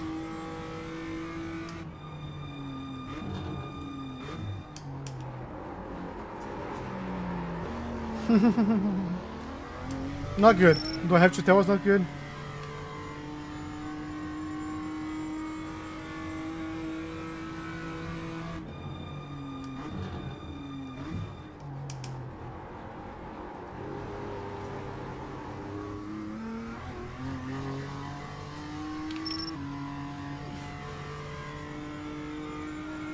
It's on the release. Be patient, be patient, be patient.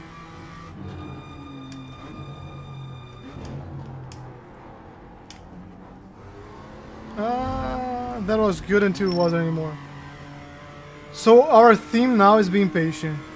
We're getting the rotation we want, we're just not being patient enough to use it. Too much. That's this rotation because I hit the dirt. I hit the dirt.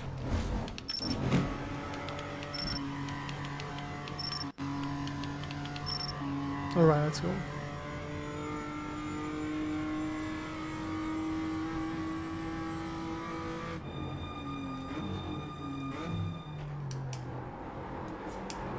Now I'm I was like completely unable to get any rotation at all. Now I'm just getting too much, which is funny. That's how we learn. Like, we're inducing 0. Now we learn how to induce it. So slightly more gentle.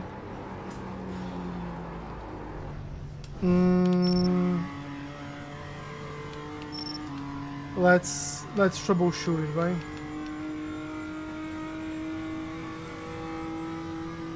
Go on the brakes, the right pressure. Maybe not the right pressure, maybe that's too like... No? Good exit. But we definitely missed the apex there.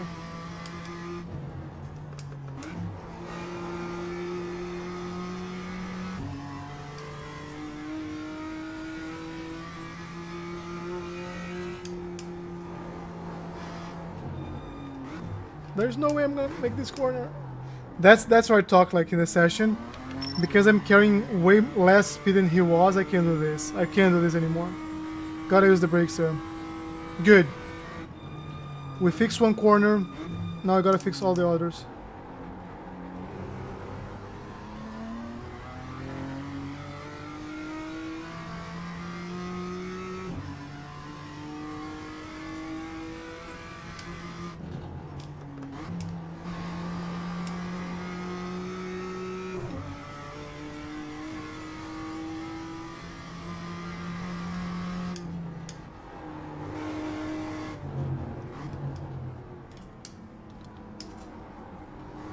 Too early.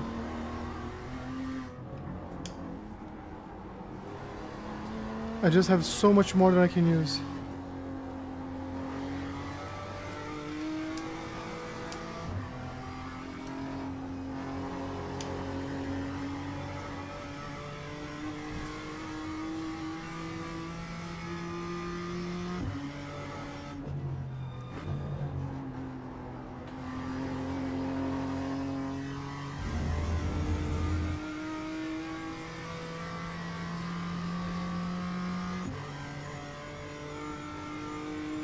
We can be at least half a second faster. That's what this last lap told us.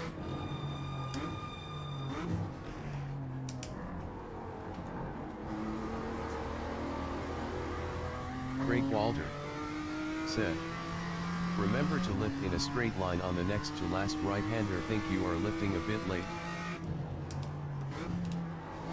Let me see that again, because I lift in a straight line next to last.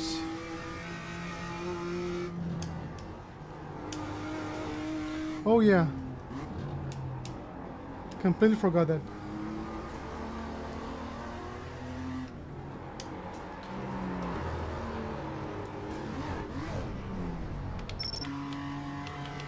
We didn't have a chance. We didn't have a chance this time. Let's... Oops.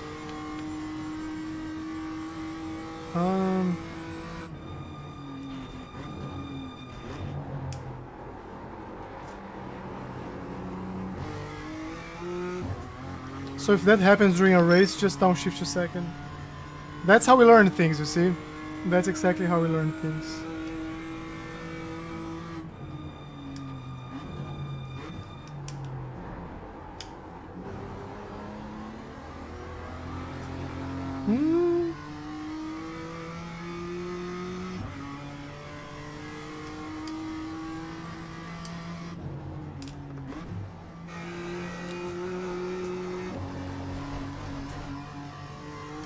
No off track. And now because I'm slower, I can probably get away with this. No, I didn't.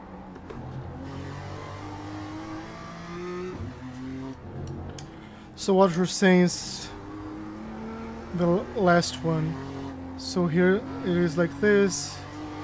Here we go flat. Then here,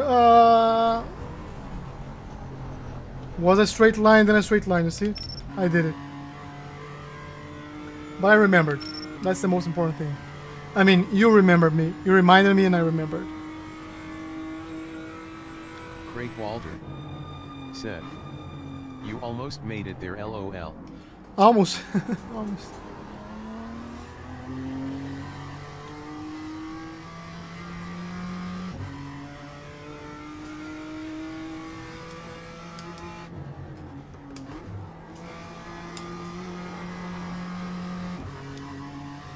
We have at least another 10th here. At least 2 tenths here.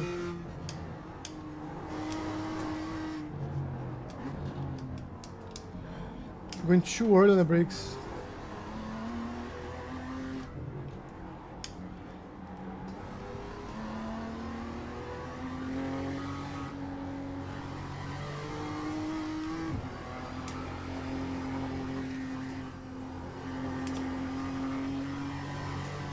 There we go. There we go.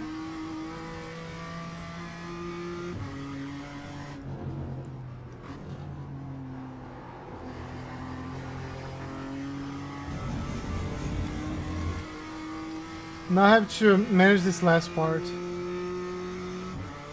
Let me get a delta free lap here, because we can just focus on what we're doing and see what I can do.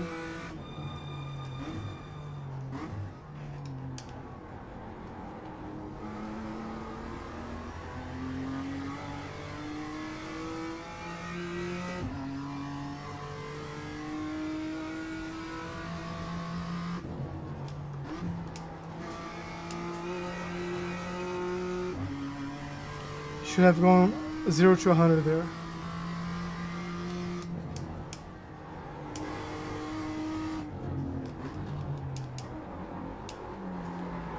Too much rotation. But that was good. That was good. That was good.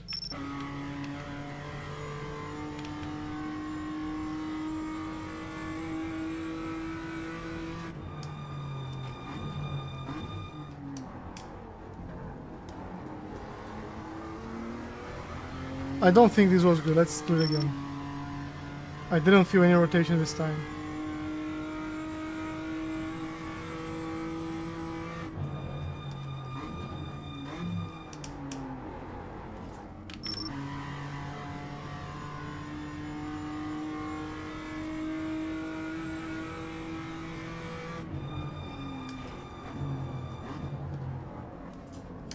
Slow down too much.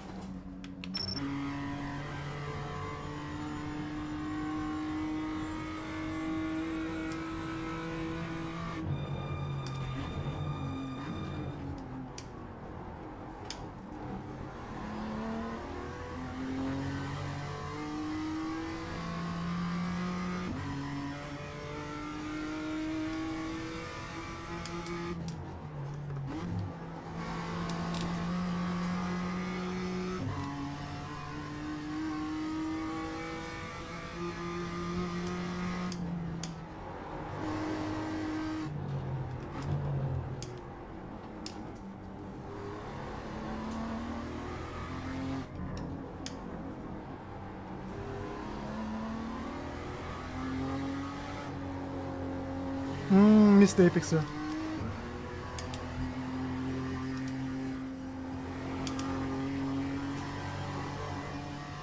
Yeah, this straight line here is good stuff.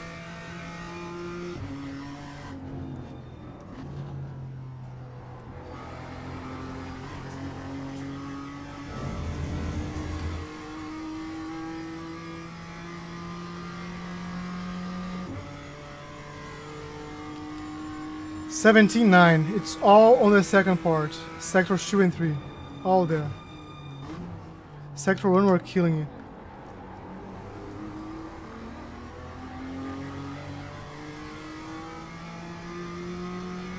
I'm like 0.37 already. 0.40 in the green.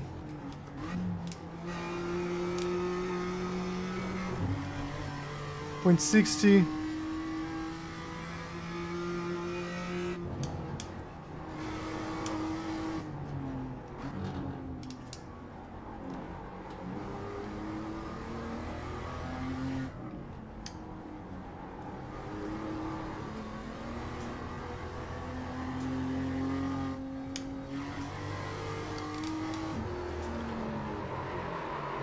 We're doing so good.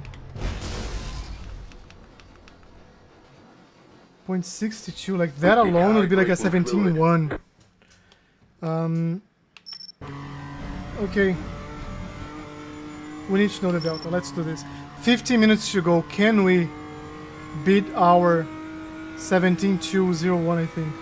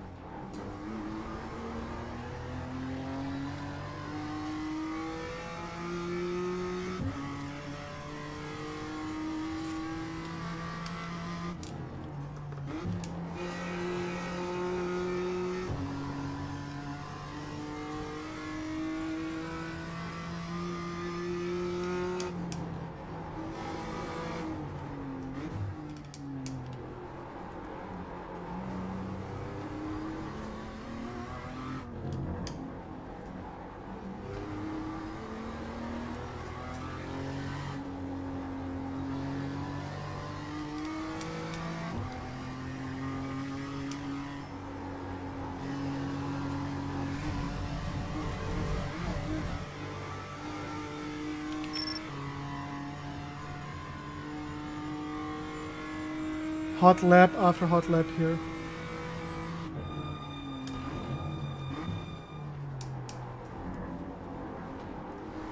Craig Walter said, "Gotta lift even earlier."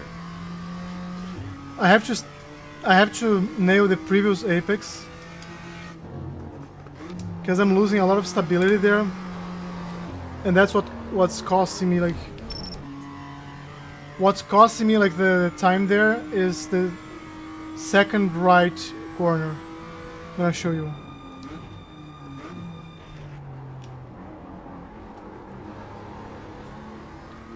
Did you see how much rotation here? Dude, it feels so good. This feels so good. This is our next breakthrough, like, believe me.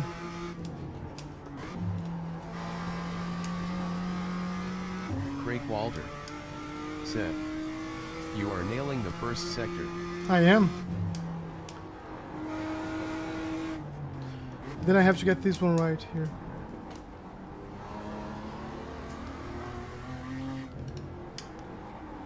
So I have to nail this next one here. Because then I open up to this one. You see, like, it's already garbage. It's already a piece of garbage. So that's the sector I have to... I'll try to do it more naturally instead of trying to... I'll just fill the car. Let's see if I at least can get the same as I was getting before.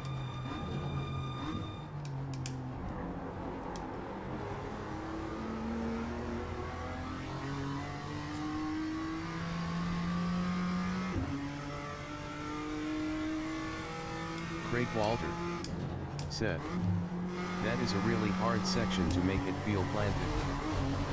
What do you think about this line? Yeah, but I have to feel better. Like, I do have to feel better there, because the car is too loose, and I'm like just failing every single exit. We're still gonna gain, almost gain time on what I was doing before. Dude, I'm feeling great. I don't know if I'll put a back-to-back lap together today, but like, I feel a completely different driver. It's the second breakthrough. Like, the first one was the ABS. Then we talked about a bunch of things marginal. This is the one that I...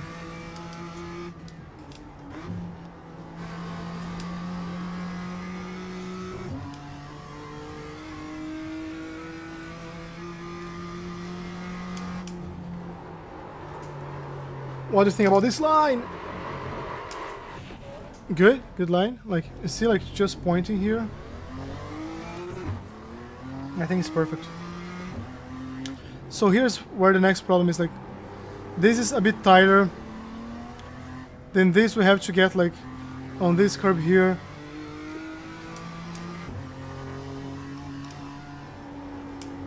I have to open up way more, you see, like.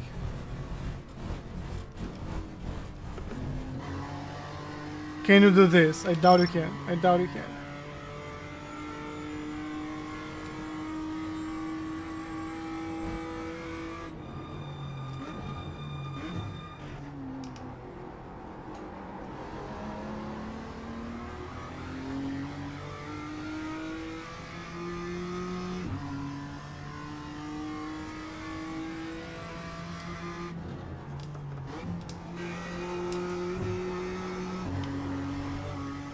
I went too hard too early on the gas. I'm already off track, so if it doesn't count, doesn't count. Craig Walter said, maybe watch his video for that section, could just be a difference in lines. It is the difference in lines, yes. So I saw the telemetry, we can watch the video. Let me, if I get there in one piece now, I'll show you. He goes deeper, then tighter. So he only brakes too early here. So let me show you. So here, he opens up here. Then like of course gets like the corner right. Here he goes slightly deeper than I go. And then tighter here on the exit. Like tighter. Here he gets this apex here. Stable. And then like opens up, and that's why you can like just,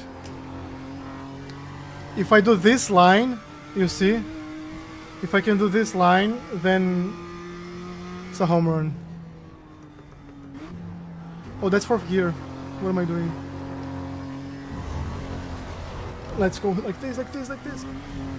Don't lose the car. Proud of myself. Okay, let's get rid of you.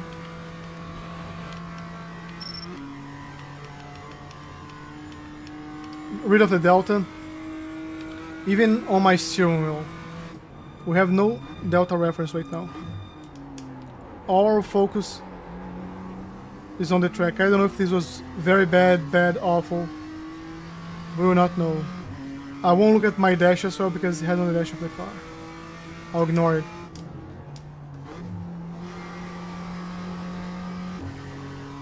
This was very good. Here, let's open up.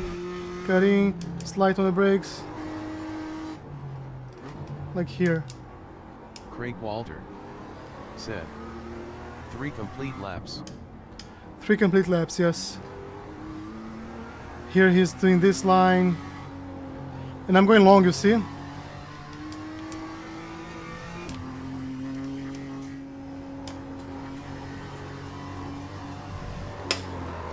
Does this count as a complete lap or no? No, right?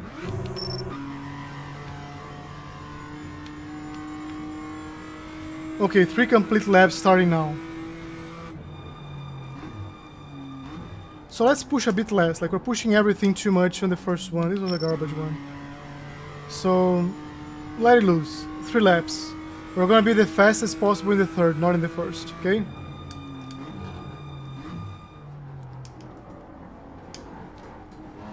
Which allows this garbage corner. It's okay, we don't care. We can get this one right.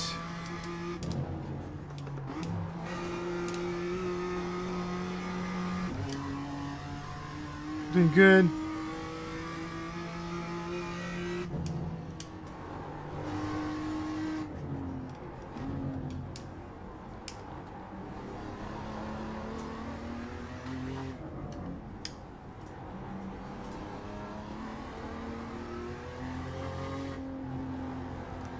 This was good.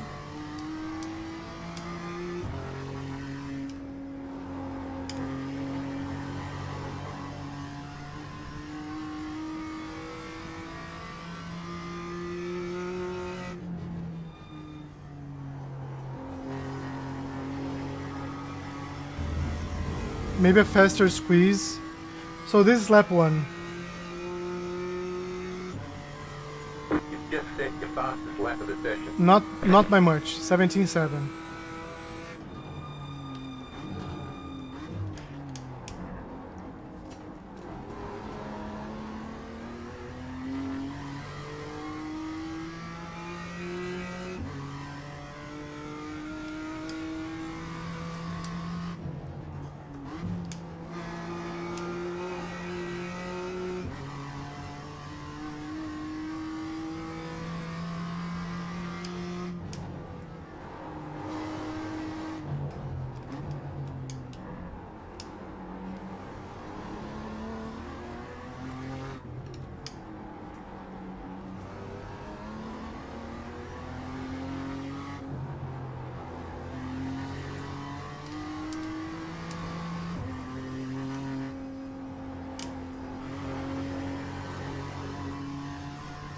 I don't know, mixed feelings.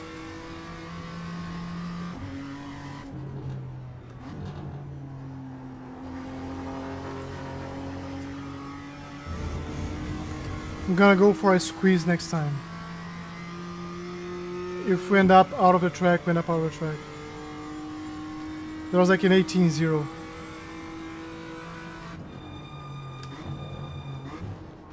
Can we put it all together now? Good. Good. Stay on it, commit. So sector 1 is no longer an issue. Do you agree?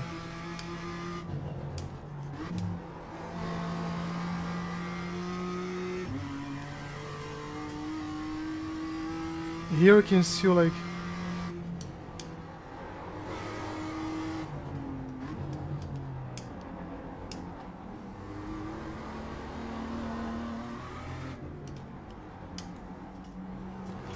definitely lost some time there and here. Missed this first apex. It's gonna cost me this entire thing here. Still third, should be fourth. This is garbage. Frank Walter. This is garbage. Said. I think it's mostly all in the last half now. I do need a good one for this one here, to be honest.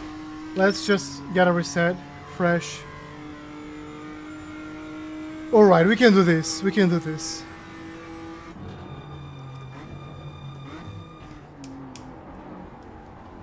No, that's not the shape we want.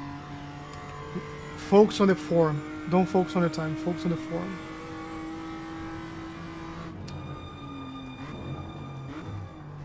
This is the shape we want, yes. Was a bit open, it's okay.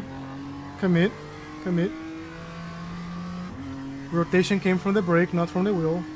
That's good, that's improvement.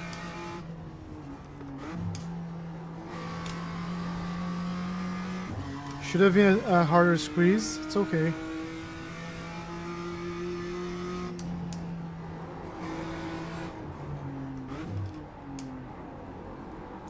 ABS was like just crazy right now.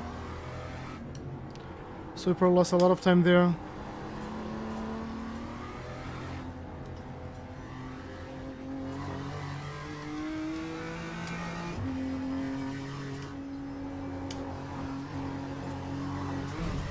Good line, good line.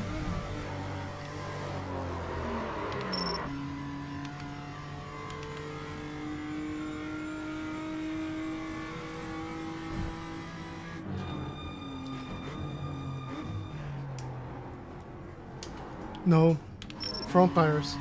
We don't do that anymore.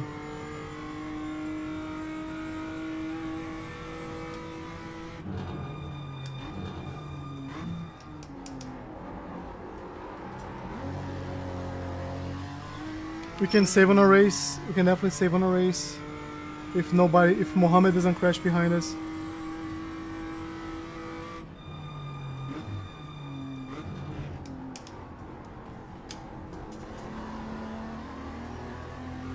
I feel like it was mostly front tires, but I'll let this one pass.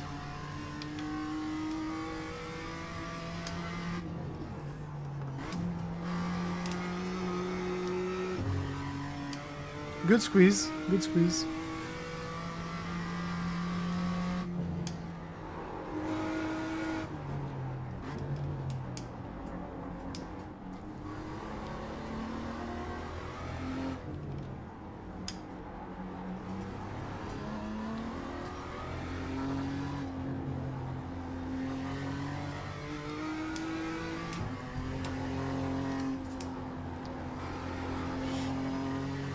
I screwed it up, it's okay.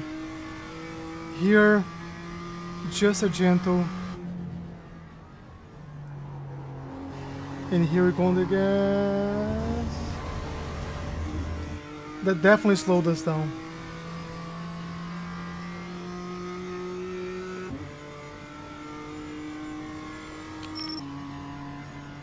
This is last and best.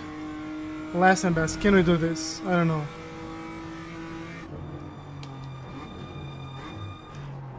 Maybe it's not gonna be. No rotation doesn't count.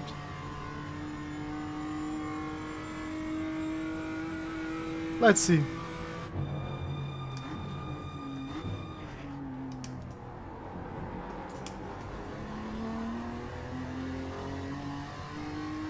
Great. That was great. That was like very good.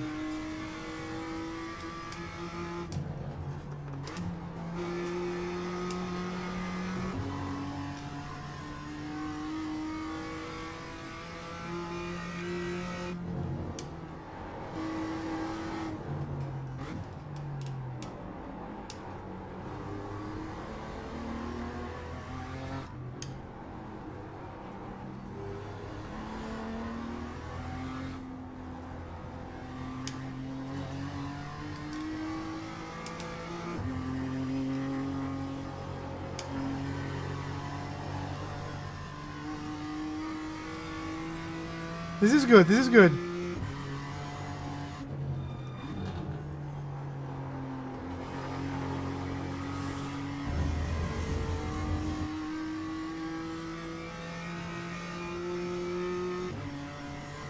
New fastest lap for you. I think it's our fastest lap. 2:19. Let me see like what was before. Maybe by not a lot. But we pulled it again.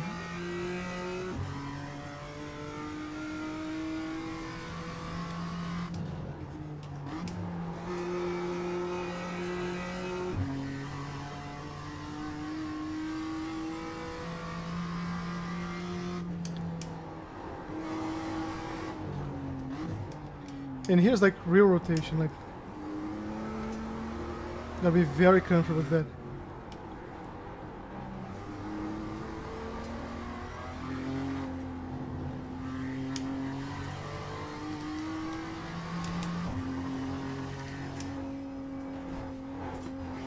No. It was a very good lap until then. I think we've graduated. Let me see.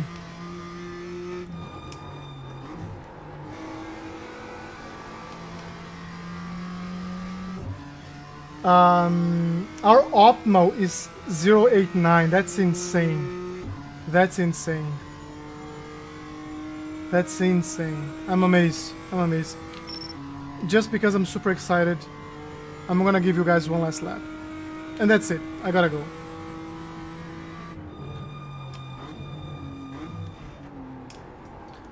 And if you haven't watched yet, I just released a video on Monday. Okay.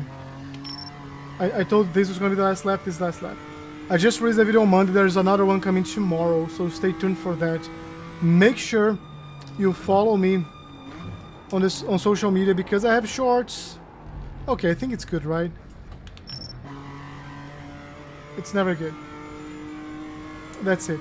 Oh, shut up. Let's shut up.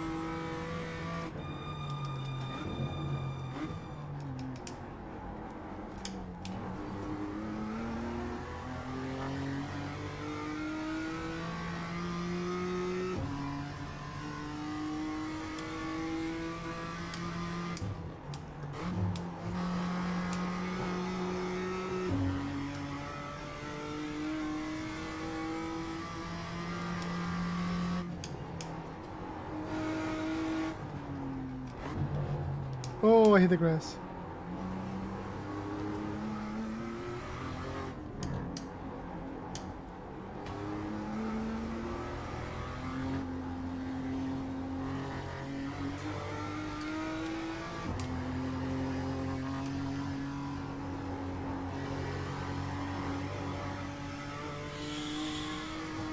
Too much sliding there.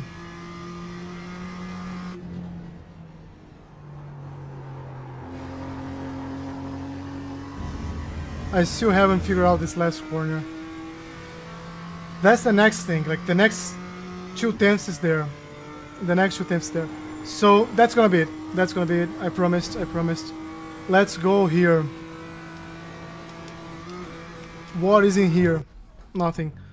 Alright guys, alright. I'm just see if this was faster, like 2:19.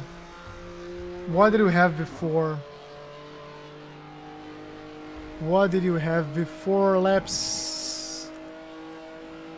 a 201 wasn't our best est, but it was very close. So here's what's coming up next. Tomorrow we have Formula Friday. We may have a hosted session. We will have a hosted session.